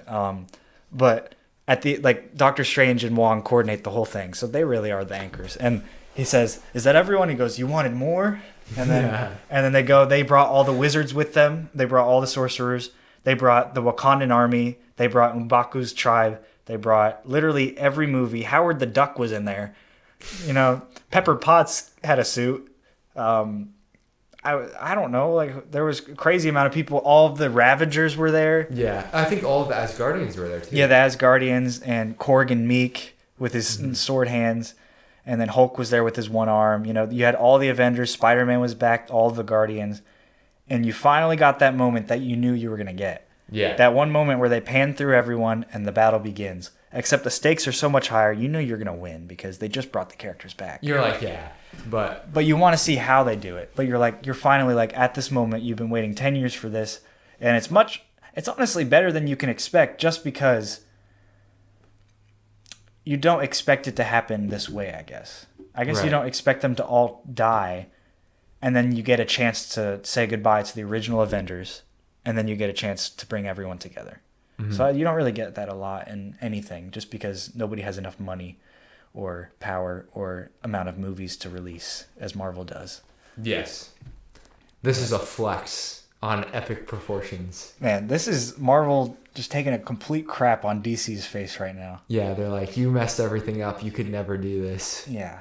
No matter what you say. I mean, I understand the criticisms of Marvel. My excuse is I go to Marvel to be brainless. They are, for all of the criticisms of Marvel, it is as consistent as you could hope a movie franchise to be. Yeah. Like, if they had taken a couple, I mean, sure, you could say some things were missteps, but like none of those missteps mattered because it all just came together in this moment. And it wouldn't, I mean, you have to have the other movies for this moment to matter to anyone. For you to know intimately each and every one of the characters of a 100 character battle.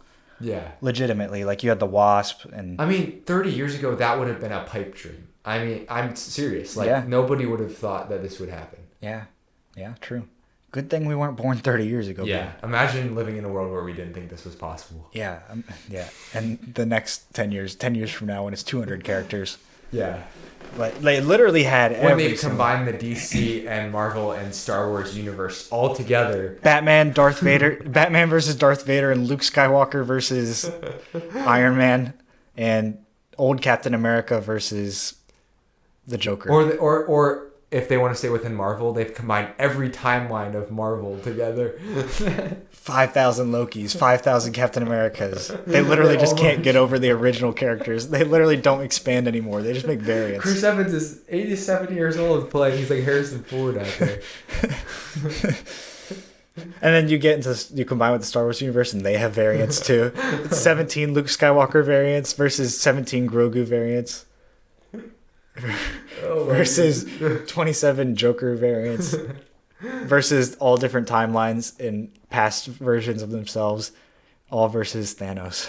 Yeah. Version Thanos. Variant. All the versions of Thanos. Oh my. Yeah. Well, I don't know that you can get bigger than this without it seeming utterly ridiculous. Yeah, but Ben, we just said a pipe dream. That's so that means in 30 years from now. But I don't want this pipe dream to happen. This is not a pleasant pipe dream. Yeah, that's unnatural. That's like watching two different species mate. Well, I know my own obsession with things being meta, but that's just like taking it too far, you know? Yeah. That's too much. That's like what your mom's saying about the screen. Like, what is going on? You're not going to understand when a lightsaber in I don't know, Captain America's shield. How do you understand how the forces interacted with each other? Like, yeah. How do you deal with like Thor's powers versus the Force and like Captain America's shield versus a lightsaber? And also the Force is like not something. Do you transport the Force to other universes? Like, does that even work?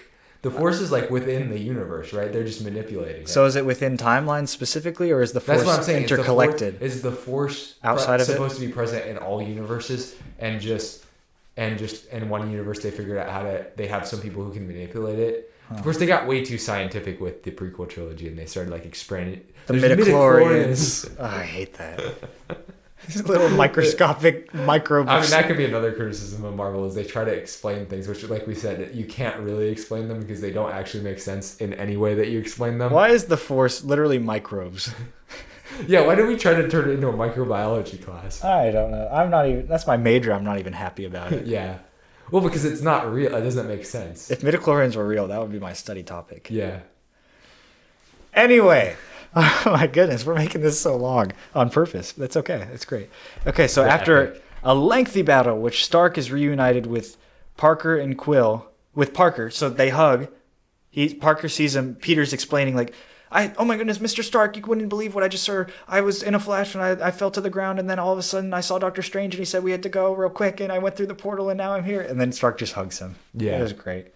So, that's Stark's son figure. He has Morgan, but I think that was also his son because Peter doesn't have a dad. So, yeah, it was good. And then, like we said, Peter, Quill, and Gamora are reunited. The past Gamora, 2014, and she kicks him in the nuts, and then it was either him because he didn't realize that this was past Gamora. He didn't know any of that happened. And I think that's going to be a setup for Guardians 3.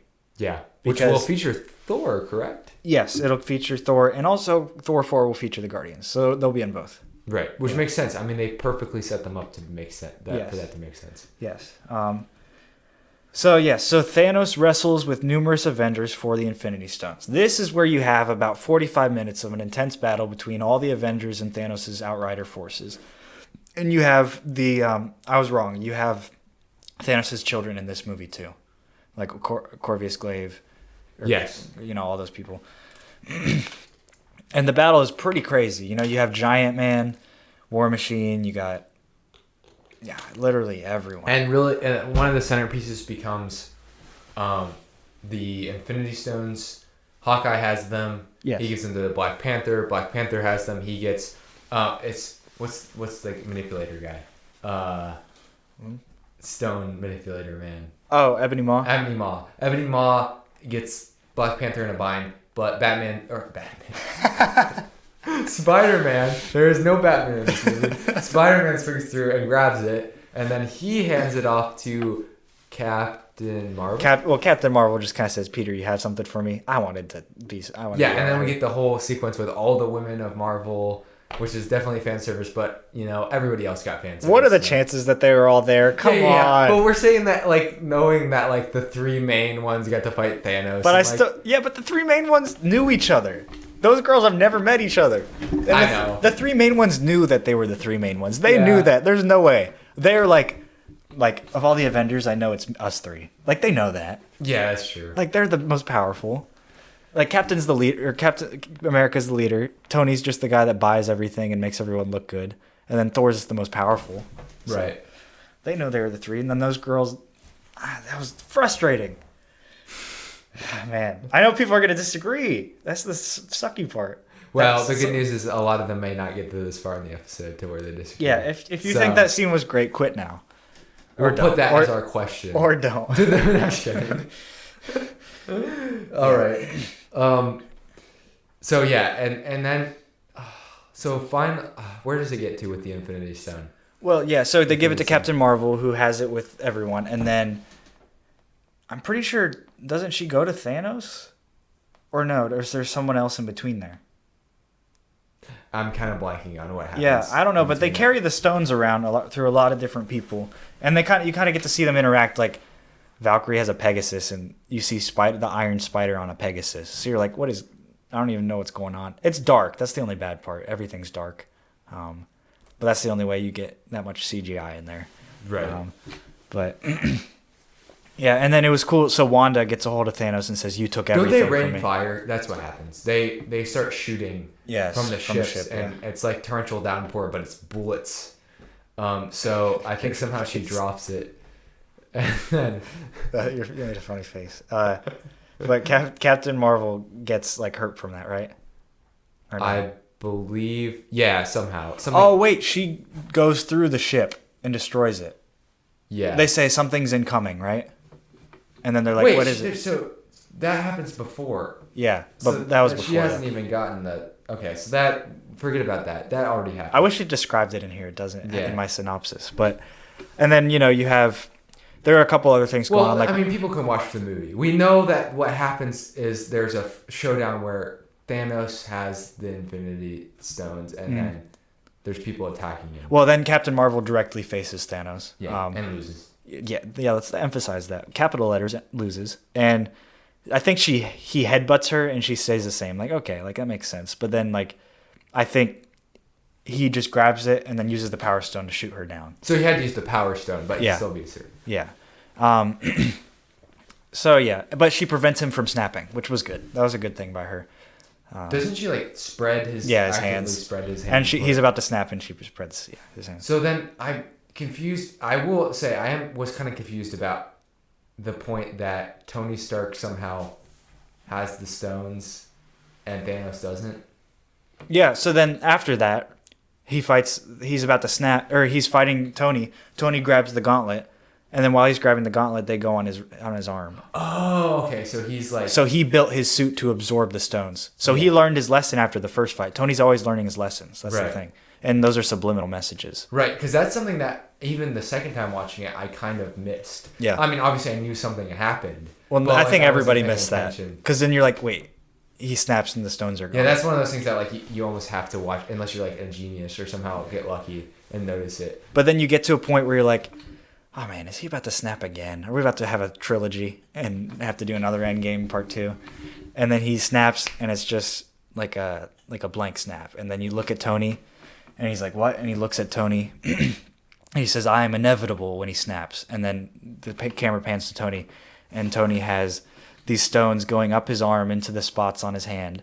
And he's all bloody, and he's all defeated and everything. But this is the moment that you're like, wow. Like, I can't believe that Tony has the stones in his hand. That's probably something I never figured that he would be capable of doing. And he wasn't, because, he dies. But Right. Yeah. But what did you think? After he snaps. I mean, I think there's really no better way to end the Infinity Saga than to place it all at the hands of the anchor. Literally on the hand of the anchor of the universe, Tony Stark. I mean, it's... And it is just the most satisfying way it could end. And he snaps, and everyone comes back. And well, what does he say? What does he say? You know it. I think you're gonna. I think I know. I'm just blanking. He says, "I am something." I am Iron Man. Yeah. Okay, that was not a trick. That was not a trick question. So he's like, "I am inevitable," and he's like, "I am Iron Man." Oh. Yeah.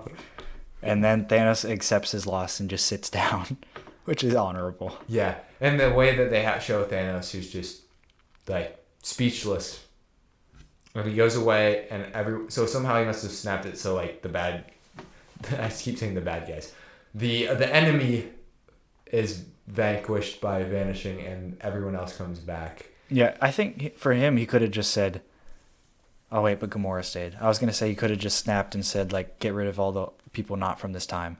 Yeah. But Gamora stayed, so I think he just said the bad guys. Yeah. Yeah. And somehow the Stones must have known what he meant when he said that. But Banner couldn't bring Natasha back. Yeah. So I don't know. It doesn't exactly make sense. But anyway, so then Iron Man, he's clearly not going to make it. Friday says, he's not in stable condition. And Pepper... I thought this was a little odd because I thought she'd be a little bit more sad. But she knew this day was coming because Tony talked about all this. Like, Tony said, this is it. This is what I dreamed about. Yeah.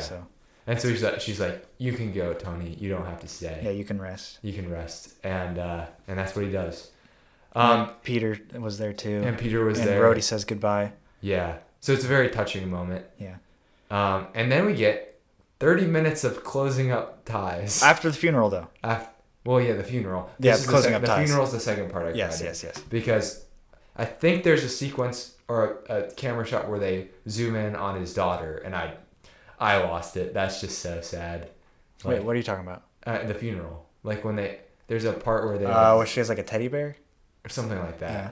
And I was just realizing like, this little girl lost her father in all of this. Like that was the second tear up? That was the second tear up. Oh, Ben. I know. That's within an hour. I know. I'm so sorry for you.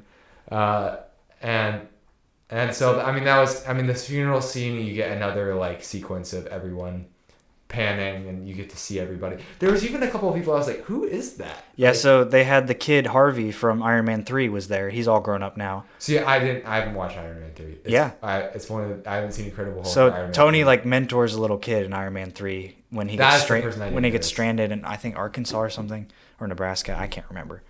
But he gets stranded out there without his suit working, and he lives in this kid's garage, and this kid kind of helps him out. So that's Harvey when he's all grown up. And he's like a mechanic too, like Tony. And then there was like Captain Marvel was there, Tony Stark was not there. Nick Fury was there. Maria Hill was there. You know, the Sorcerers, you got Clint's family, you know, obviously all the Avengers. Wasn't there someone there that I was like, why are they there? I can't remember, but yeah, the daughter, the first part of the daughter was sad, and they put his arc reactor on the lake, so that was sad. And then they close off a bunch of ties for about 30 minutes. Yeah, and there's all kinds of stuff that happens. Yeah, Barton and Wanda Maximoff talk about Romanoff and Vision, who did not return in the snap, although they would both get feature films and shows after this, even though they both died. And they were proud of that they said that they would both be proud. Vision and Natasha would be proud about them. Thor makes Valkyrie the Queen of Asgard and joins the Guardians of the Galaxy to find his true purpose, free of the burden of royalty and leadership for the first time in his life. Barton returns home to his family. Parker returns to school with Ned, and that was so sweet when they did their little handshake. And then where he's reunited with his best friend Ned. Okay. Meanwhile, Rogers is tasked to go to the past to return the stones and Thor's hammer to their original timelines, but decides to not return to the present and live the rest of his life with Peggy Carter. He reappears before Sam and Bucky Barnes as an old man passes the shield as the mantle of Captain America to Sam Wilson. A brief flashback shows Roger and Carter in an ordinary-looking house, finally sharing the dance they got to have in their living room. Truly happy at last. Dun, dun. That was a good song. It's beautiful. That is a great way. I take it back. If I were to tear up, it would be Cap dancing with Peggy. And how about this timing on our recaps? Exactly an hour and a half for both movies. Are we at 3 hours? Yeah. You know, that's how long Endgame was. Wow, this is very fitting. This is monumental for me. We're almost we almost might get to the whole 5.5 hours. Yes. So, Ben, let's keep pushing forward. So why do you think that Steve chose Sam over Bucky? That is a question that I don't exactly know how to answer. Who would you rather have the shield? I think I'd rather... I feel like Bucky has been through a lot. I'm not sure that I would give Bucky the shield. Like, Bucky's been through a lot of things. Do you think he'd be, like, in a good place to take the shield? Like, so this is what I said. Like, Mackie is, like... or I'm calling him by the actor's name, Anthony Mackie. Falcon is a very consistent person you can depend on. I'm not saying that Bucky's not, because obviously there was things going on that caused him to act in certain ways, but I don't know. And he already has like capabilities on his own. He doesn't need to be Captain America, maybe. Yes, he's already the White Wolf, and Sam's already the Falcon. But at first I was upset because Sam doesn't have any powers. And I wanted Bucky to take the mantle because Bucky has Steve's powers. Oh, really? Okay, yeah. Yeah, that would make sense, I guess. But yeah. I'm content with saying that neither of them should be it. Because Bucky is obviously he spent more of his life as an evil person. You know? And it's not his fault, but he needs to that was kind of where he can't be a national leader with that, you know. That just doesn't work. He can be his own self as a hero. His reputation is sort of tarnished. But this is something that this has nothing to do with race or anything like that. I don't think Sam Wilson should be Captain America because if he goes into a battle like he just did with Thanos, he will die. If he is up there at the front lines with that cracked shield like Captain America was versus Thanos, because he doesn't have the super soldier serum. He's a human. He's a Marine, I think, or an Air Force. So he's just like a slightly stronger human. He doesn't really have anything else. Well, yeah, but like other than the vibranium shield. I'm thinking like I know a really, really amazing soldier in my life, and he would not survive versus Thanos. That's just the thing. So I was kind of assuming, and I haven't watched Falcon and Winter Soldier, so I don't Yeah. Like, I was just inferring this. I thought that somehow he would, like, go get the super soldier serum. But that doesn't happen. No, so I guess his character is that he's willing to fight even without powers. So he's like Batman. But he had the chance to have super soldier serum in the show.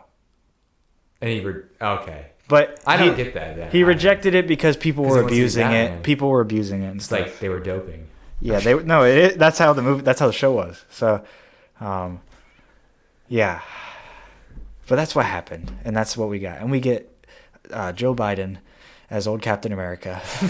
Seriously, he looks like Joe Biden. I'm glad I'm not the only one. When he appeared on screen, I thought it was Joe Biden at first. I was like, man, and I was like, is this whole movie a political ad for next year's election? Because it was 2019, the election was in 2020. I was cracking up. I was like, was this whole movie just a long ad? That is hilarious. I was like, is this a $450 million ad? Yeah. I thought that was hilarious. That's but I was like, oh wait, that's not. That's like an old Chris Evans. Yeah, but they did a great job. But yeah, Chris Evans will look like Joe Biden one day. Yeah, I guess so. That's what we found out. Yeah. Man, that's hilarious. Yeah, and then he dances with Peggy, and that would be. This is a great ending. That would be my tear up moment. All right, Ben. So what bigger picture? Bigger picture. Well, are we gonna give this a rating? A quick. Yeah. I don't know. I rated this an 8 out of 10. Okay. As compared to 9 out of 10, not within the Marvel Cinematic Universe. No. Okay. Now within the Marvel Cinematic Universe, I think this is a 10 out of 10 because my argument for this movie, both are 10. My argument being that I don't think with the setup that Infinity War gave that there was almost any way that you could do this movie better.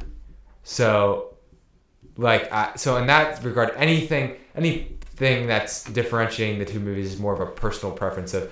This one felt a lot more like this is how it had to go. It just wasn't as interesting as Infinity War. But it was satisfying. Very satisfying.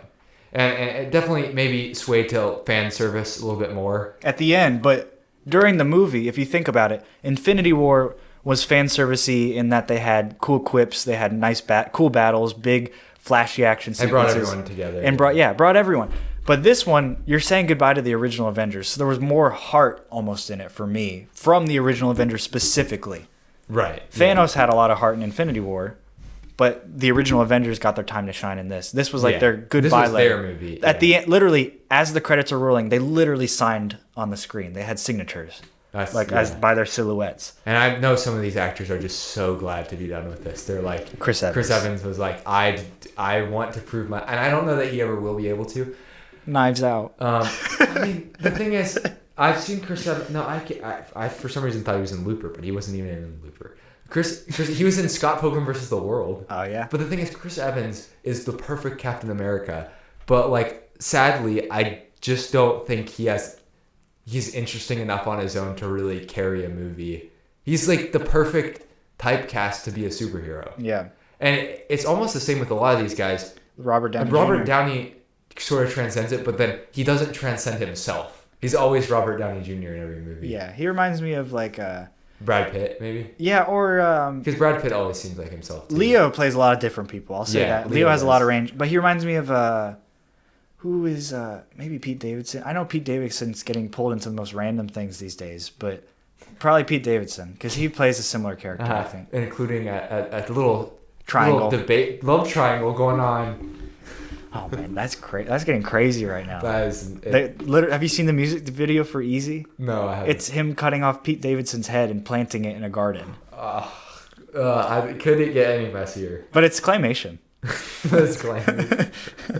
I think he released a second music video. I had so much hope for Kanye, but it's not looking good. Yeah, I don't. So, guys, I'm calling it right now. This could be serious. This could be funny, but something is going to happen with that. You know, Kanye's going to do something. Yeah. You know, I mean, he's obviously sending a threat through a music video that got millions of views. Yeah. So. I don't know. It's definitely, it's not looking good. It's looking very bad. But that we can't get too caught up on that.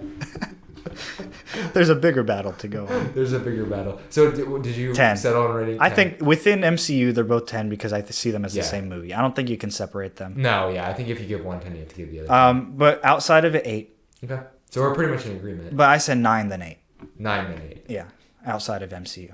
Wait, so... Within MCU, 10, Infinity 10. War's 9. Yeah. 8. Okay, so we both gave the exact same for everything. Oh, we did? Yeah. Huh. I gave 9, 8, 9, 8. Dang. And you gave 9, 8, and then 10, 10. So Zach and I are actually on the same page on something. That's a first. That's a first. It's good that we're not usually, though, because I feel like if we just repeated what the other person said, we would be terrible. If we just repeated what the other person said, we would be terrible. We would be like the Echo Chamber podcast. Echo, echo, echo, echo. Nirvana, Nirvana, Nirvana. I don't know. Yeah. I'm just joking. Yeah. The big picture, though, Ben. Big picture. All right. We're getting to this. Actually, I'm going to suggest we take a very short break on our end. Real quick. You won't notice. And we're back. But you didn't know that. Yes. So, Ben and I actually have some great things that we want to talk about, like we haven't already, right? Yes. We're 3 hours and 10 minutes in. If you are at this point, you are now officially dubbed a super fan of the Movie Vault. Yes. In fact... Wait. Let's say something. Let's say a code. Yes, and if you text us this code, you'll get a prize. You can DM us on Instagram at the Movie Vault Pod. The code is 3000. Yes. Like the movie. I love you 3000. Okay? If you text either one of us 3000, we will give you a prize. No joke. Yes. I don't know how great the prize will be, but we'll give you a prize. We'll find some prize to give you. And I'm afraid to say something because I might change my mind later. To it. Like, and I don't know what. If I said I gave everyone a $25 Sheets gift card, Ben and I ate dinner at Sheets. That's why I said that. I would be afraid to do that because, like, what if like 20 people sent $3,000 to me, and then I have to spend like $400? I didn't do the math. I have no idea how much it would be. It's kind of funny that we ate dinner at Sheets. Yeah, that's what's fueling us through this. I had jalapeno poppers at Sheets and a personal pizza.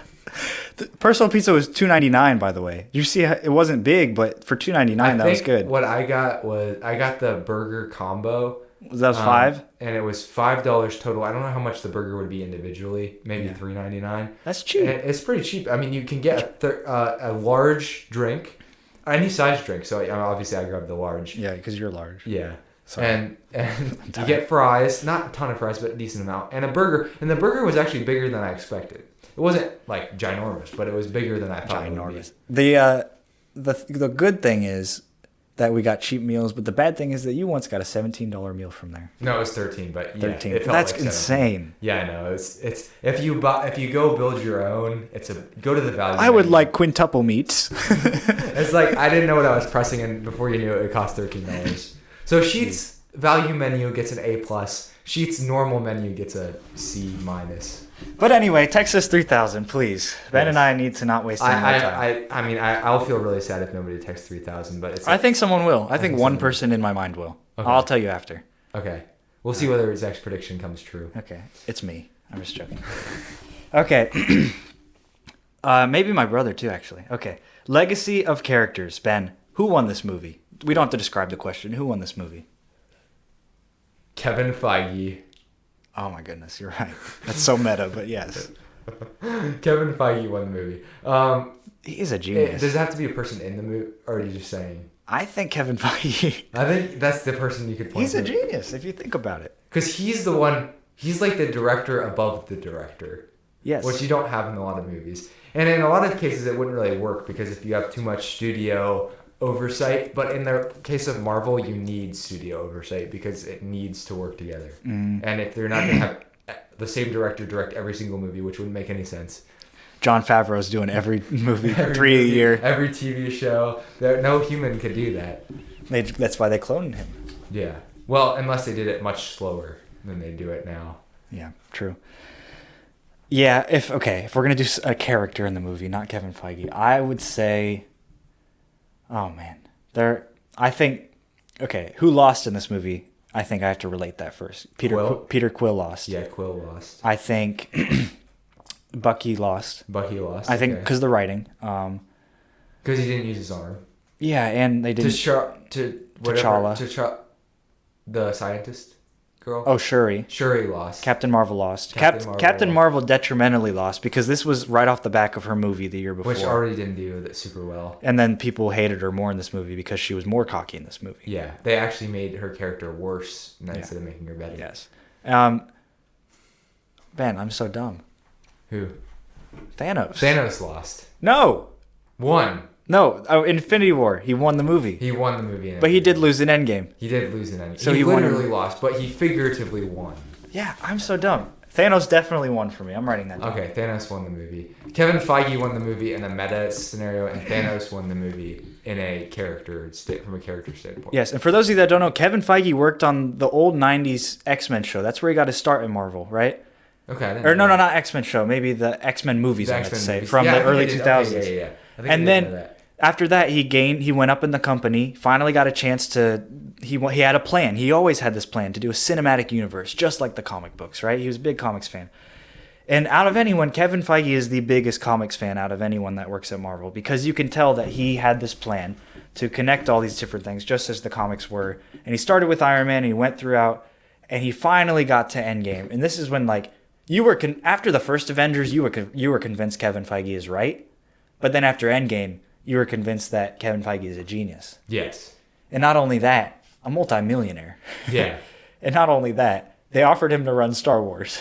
Yeah. And he rejected running Star Wars. Imagine turning down running Star Wars. That's insane. They literally, Disney's like, hey, Kevin Feige, do you want to run Star Wars? And like, how big can that be? He said no because he's so faithful to the comics at Marvel and he wants to continue. Now, do we think that will fail? Yes, I do. I think it'll fail. But Kevin is proving It's hard wrong. when you build it up this big the first time. Yeah. To be successful the second time. It's like the law of diminishing returns. I feel like I've said that multiple times. Yes. But it does apply here. But what... So you would say Thanos as well? Yeah. Okay. I think we can come to an agreement there. Yeah. Whose superhero will be the biggest Marvel superhero from time on? I feel like this is a battle between two people. Okay.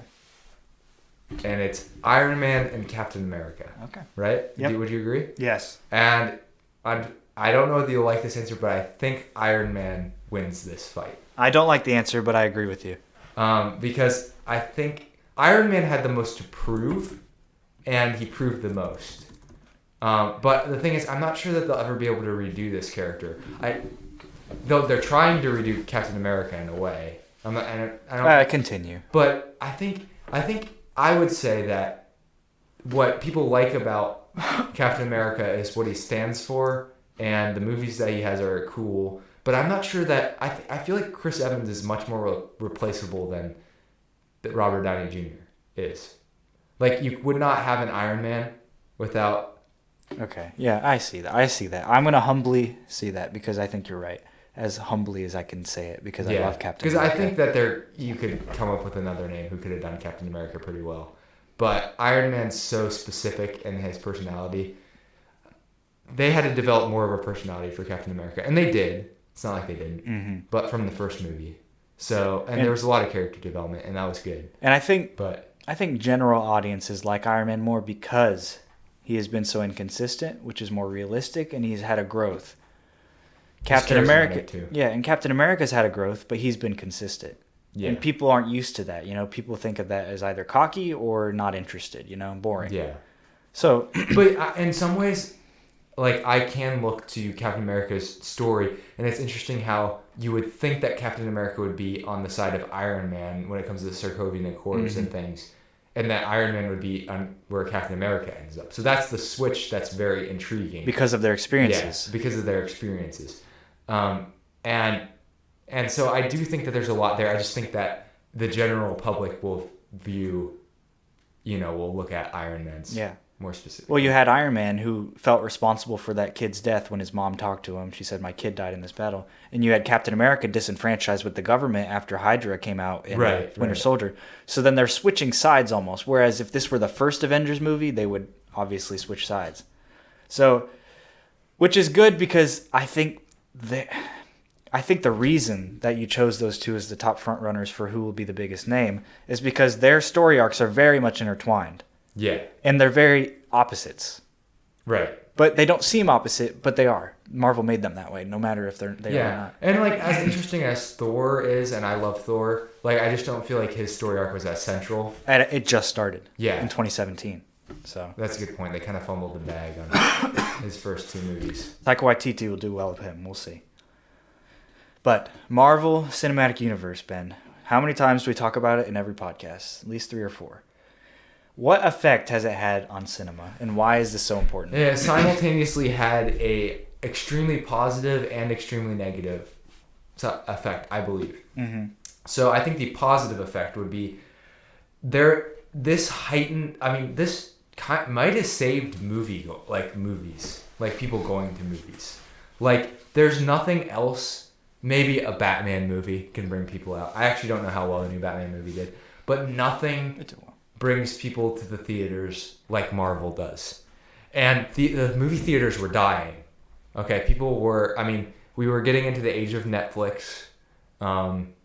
Shows like Breaking Bad were starting to come, and people were starting to discover new mediums to do entertainment.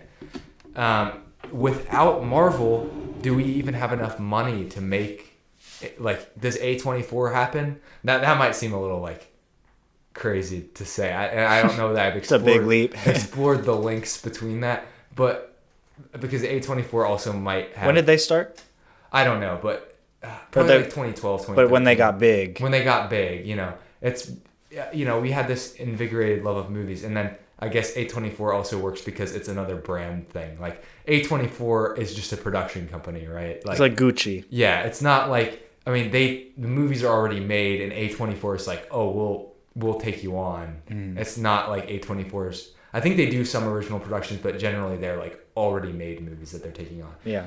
But like like I said, people going to movie theaters was dying, and Marvel kind of single-handedly brought people back to being interested into the cinematic experience. Yeah. I made it important to go. And we could talk about the difference because, Ben, you viewed this not in theaters, and I viewed this in theaters. Right. So from you watching it from the couch, it was exciting for you. Yeah. But you could also... I don't regret, because the reason I didn't go see it in theaters was because I hadn't caught up. Yeah. And I don't regret waiting to... And, I was trying to watch it with my brother, and we weren't always in the same location, so it took us longer. Yeah. But I don't regret that, but I do wish that I could have seen it in a cinematic experience, because I think it would have been...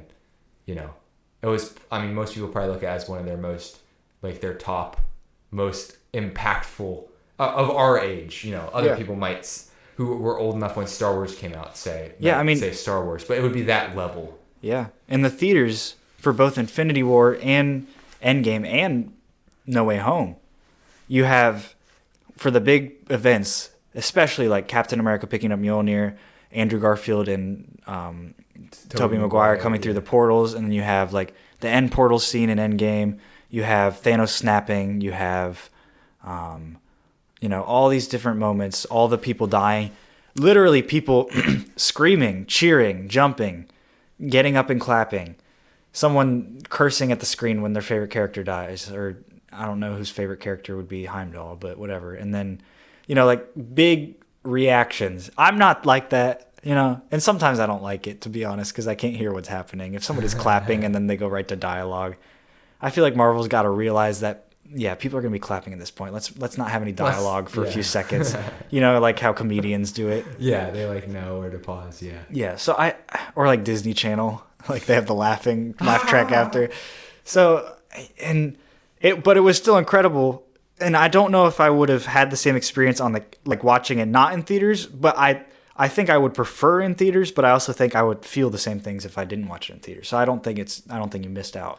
But I also think for the future going on, you should go in theaters. Right. So just because it is an experience. And the difficult thing now is now I not only have to keep up with movies, I have to keep up with TV shows. Hopefully what they'll do or I can just update you. Make the movies make sense enough, because they have to know not everyone's going to watch the TV shows, right? I'm going to try, but I will not go into Doctor Strange. But the true thing is the numbers that they get on the TV shows, half of the people that see the movies are watching the TV shows. So that's enough, I think, for them to move forward and not make the movies make sense unless you watch. Yeah, but I can explain them to you if you want. Yeah. And I'm sure there'll be YouTube videos to explain and recap them if you don't want to watch them. Like, it's not that I don't want to. It's that I might not. Or yeah, if you can't. Prioritize them that much. Yeah, if you can't. I might be. I guess that would kind of be like I don't want to. I'll text Ben this summer when he gets home from work each night to watch an episode of something. Yeah, take a break. Yeah. Watch it. Take a break, eat a Kit Kat, and watch Falcon and the Winter Soldier episode 4. But I want to watch this Wes Anderson movie. Nope, you gotta watch Falcon and the Winter Soldier. Yeah, no more artsy films until you get through all the generic Marvel TV shows. I'm in the middle of Life Aquatic with Steve Zissou. It's such a weird movie. None of those words made sense to me right now. But yeah, it's a Wes Anderson movie. Yeah, the Wes Anderson universe is very similar. We'll get it. Hey, we're gonna get a chance to. Maybe we'll end this by previewing our schedule as it is currently planned, subject to change. I forgot because I'm so tired. Okay. We got to get a movie. And then Martin Scorsese. We'll just say his name. People will know. Yeah, Martin Scorsese thinks. Okay, quickly recapping, we've covered this before. Martin Scorsese thinks that this has ruined movies because it has created this expectation that or like there's a lot of similarities between every Marvel movie in the formula that they do it. So it's made movies like very formulaic and commercial. And so we have lost a sense of creativity and pushing the bounds that we get from auteurs like Martin Scorsese. But the thing is, Martin Scorsese is pretty rare. I mean, most auteurs end up being more like a David Lynch, where their movies like really push the bounds, but nobody watches them. And if you do watch them, you end up really confused because like dazed and confused. Yeah, another great movie. But I think that, like I said, with A24 is given. They're not perfect, and they do produce a lot of stinkers, but yeah, but they have given the lens, and them and I think Fox Searchlight are the two big promoters of independent movies, and I think there's been some that have done pretty well, and I've actually got. I mean, we'll see. What another movie that I think we'll be reviewing, The Northman, is an example of that, and they are also. The great thing is that the independent movies are now functioned like Robert Pattinson can go do these independent movies, prove to people he's a good actor, and so then they can go into a movie like Batman and be like excited because they're like, I saw him in this, I saw him in Good Time, I saw him in The Lighthouse. Like these are considered critically acclaimed films. So now I know his acting can translate to the big screen for a blockbuster movie. Anyway, and I hate to say it, but there is. I think we should say that it's been, it has been great to watch the MCU, but why do you think that all of this is going to go downhill? Because it's unsustainable.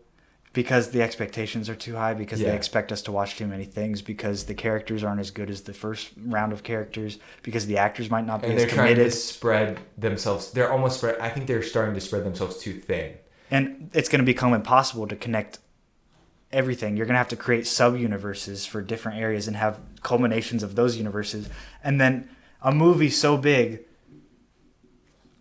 I think X-Men will be involved in the next big thing. Like maybe we'll get X-Men are going to be X-Men versus Avengers. X-Men are in Multiverse of Madness.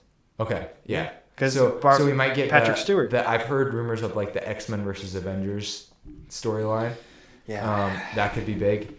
But regardless of what happens, you're right. It's going to be the culmination of so many sub-universes that, like, the reason Endgame and Infinity War were so good is because we could appreciate all of the subliminal or, like, really small callbacks to the other movies. But if you can't possibly keep up with everything, most people won't be able to go into the next big, huge movie with that much appreciation. And you're right. If the actors aren't as committed, maybe we won't connect. Even if you have watched everything, maybe you won't connect as well. Because they're not doing like 7-year contracts anymore.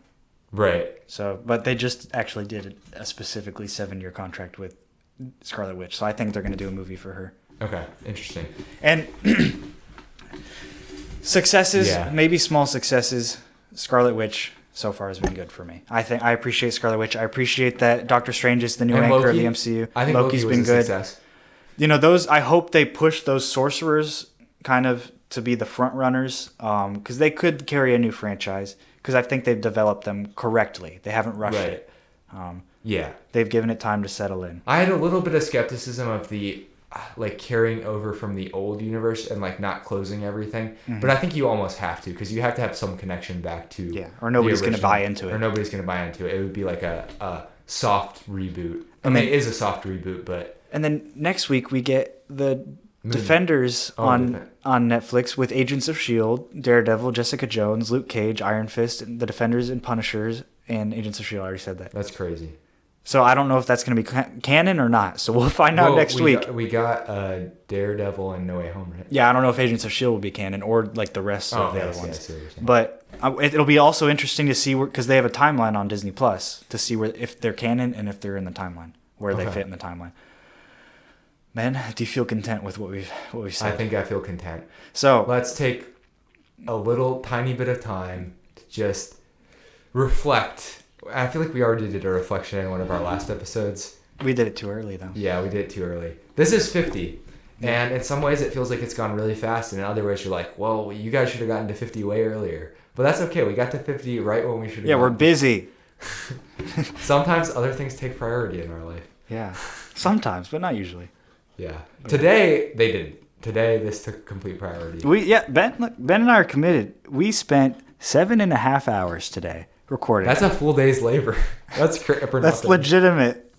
But this is the only day that Ben and I's spring breaks matched up. Yeah. So and I have to say, this is one of the things in my life. I would say I'm not going to say only because that's a really strong word, but I can go to it and I just enjoy it. And it's not work obviously it's not work necessarily because you do it for the satisfaction of doing it. I get to take something that I'm fascinated by, film, and get to explore it with one of my best friends, Zach. Who's that? Oh, and it sort of scratches the itch that I have to understand these things. I scratch the itch that he has. Yeah, and when we were at our friend's pool, what was it, a year and 7 or 8 months ago? And I was like, hey, Zach. Was that in the summer? It was in the summer, yeah. So it would have been about 8. I was like, hey, Zach, we should do 20 a podcast. months ago. And he was like, yes, let's do it. But I remember, I think Zach was like, yes, but let's actually do it. Yeah. He was done with my having ideas and never following through on anything.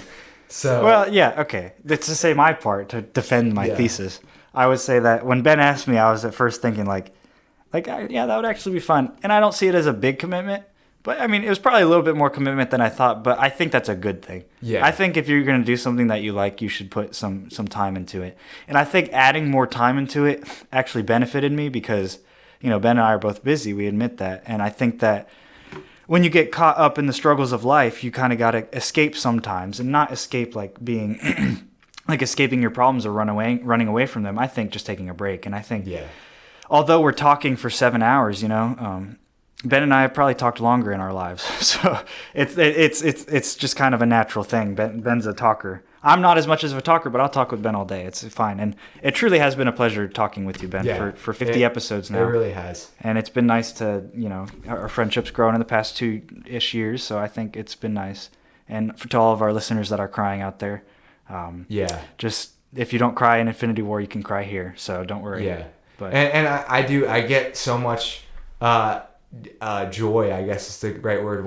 It does happen where people are like, oh, I listened to this episode and they'll sort of ask me about some things and give their thoughts and their input. And that's really the whole goal is we want to get people thinking and then the conversation can continue. And again, looking back at I don't exactly know how many people we've had on the podcast, but I think it's over 20 or something like that, around 20. Yeah. And these last 2 episodes we had just us because that's how it worked out. But nobody else wants to spend 8 hours with us. A little bit for the next 4 or 5 episodes how we think it's going to play out, and it's just cool that we get to. I've got to reconnect with people through this. I've got to, connect with people I didn't know as well. Yeah, same. It's something that people talk about when we come back to places that we, when we go back to our school, people talk about the movie Vault with us. And our high school. And that's not a prideful thing. It's just, it's nice to have that connection point. And we really do appreciate everyone who's invested time into listening to the words that we have to say, which it's we really can't prove that our words have any more value than anyone else's. But in the future we could. In the future we can. I think we've learned. I've learned a lot. I think honestly, the podcast has helped a lot with my public speaking skills. It's made me more confident in how I articulate things. I've taken on emceeing roles and different things in different places, and now I just know how to keep talking. Because when we first started, there's awkward pauses, and we still might have that a little bit, but you learn to just keep talking and keep going and embracing when things get awkward and just making that part of it, and getting really meta when it's not necessary. Yeah, we got so meta. I don't know why. Yeah, I think community influenced us too much. Yeah, we were. Yeah, I think that's what it is. So, I don't know whether I've said enough. I'm probably rambling here, but no. But no, I agree with you, Ben. I agree. I think it's been nice to meet all of your friends. Yeah, I've met a lot of Ben's friends in the past 2 years. I think, or year and a half. Yeah, it's been cool because, I mean, most of them are Ben's friends, but I wanted it to be that way. So did he. So it's kind of like, So I got to meet. I mean, they're all cool people. Most of them.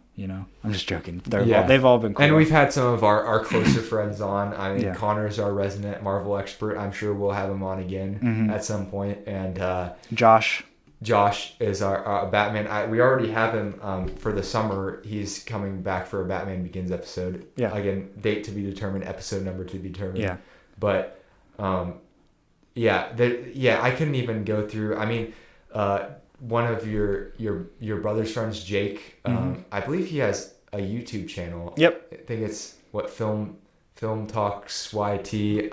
Film Talks YouTube, so YT. Yeah. We can put a link or something in our next one. Because Jake has been somebody who's, he's a lot younger than me, but he has put in a lot of time in terms of trying to understand film. And I think we're going to try to have him on again in the summer, like I said. What movie was he on for? The Social Network. That's right. And he's a very cool guy. He's very mature for his age, so I think it works out that he talks with us. Yeah. And even... we got to watch The Killer Sofa with Alec. And that was weird. And we did a lot of Outside the Vaults, and maybe at some point we'll have time to bring that back, because I think a lot of people connected with those too. Yeah. I mean, it's like our top 5, like 2 of them or 3 of them are Outside the Vaults. Yeah, Zach versus Leah. We should do a part 2. And Ben a lot versus of that's Leah. Weird because it's so long ago and we were at such a specific point in our lives. I don't fight with Leah as much anymore. Yeah. Leah and I get along very well these days. So that's good. We've seen some growth in. So Zach and Leah, not versus. Yeah. And we'll just be nice to each other. Complimenting. Our friend David and his family were really gracious to host us for like a lot of our first part. Then we sort of sporadically did it at Zach's apartment, and we still might do a few episodes there. Mm-hmm. And now we've moved to the Hedman Anglin Studios, which it's crazy that they're letting us stay here. So just take over this space. It's really nice, and it's more isolated from other things than ever before. So, we're growing. Maybe one day we'll get our own studio. That's like a pipe dream. That's like 30 years from now. Saying, Ben, when one of us buys a house one day, then we just have a studio. Yeah, we just have a studio in the house. Yeah. So I'll get one next week. With my plethora of cash from the movie vault. All $50 we've made, which is actually good. Yeah. I mean, that's decent for the following that we have. That's true. Anyway. No, but I want to say something too. I think it's been fun, Ben. I think I've enjoyed it, and I think your movie tastes are really weird and so different from mine. Yeah, I appreciate. We've realized how not similar we are. Yeah, I appreciate that. But we're also very similar people, but I think in movies specifically, but it doesn't matter what people like in movies. But Ben's got a very artsy movie type of deal. You do. I don't know. I think I have I stick my foot in a lot of waters. Yes. Breadth, but maybe less depth? Yes. Okay. I would say that. Because I don't know that I would ever be able to be the person who could really dig into exactly why the movies are intriguing, because I'm constantly trying to move to the next thing. Yeah. And that's okay. You need the people who can give you depth, and you need the people who can give you breadth. And I think both of us are constantly kind of learning about our strengths and our weaknesses, and it's great. And I'm just kind of the hot topic type of guy. You know, whatever the society's watching, I'll watch. Mainly because Ben and I go to movies and we approach them different ways, and I think that helps in the conversation. We go I go to escape, he goes to think. Which is good. He's probably gaining more out of it than I am. But I explained how my thinking is still escaping. But that's besides the point. Yeah. But and also I'd like to say that Ben does a lot of the work here. I think he does Like he edits, I mean, minimally now, but he still edits and he puts it up and posts it and writes the synopses and everything. So I hope that everybody knows that I don't do that and Ben does, just so I can, but get that. I also understand that Zach is like, it works really hard to do a lot of things. Well, I guess we both do, but yeah, like it works. What we've created worked, and maybe we had a little bit of a spell where we didn't communicate very well, and the movie vault sort of tapered out on its own. And now we've come back and we've taken what we learned. Yep. And we're scheduling now. It's a crazy concept. Something that I'm not very good at. I'm having to get better at. Yep. So. All right. Well, I don't know that we can talk about much more. Ben, here's to another 50. Here's to another 50. Our imaginary. I love you 3000. Glass of water. You too, Ben. You too. We literally are. We're literally using imaginary glasses to toast right now. Yes. And with that, should we jointly close the vault? Sure. What sound do you want to make? Let's decide on camera or on the cast. Should we do like what Marvel sound effect can we use? Pew pew. Okay. Or. Yeah. Ready?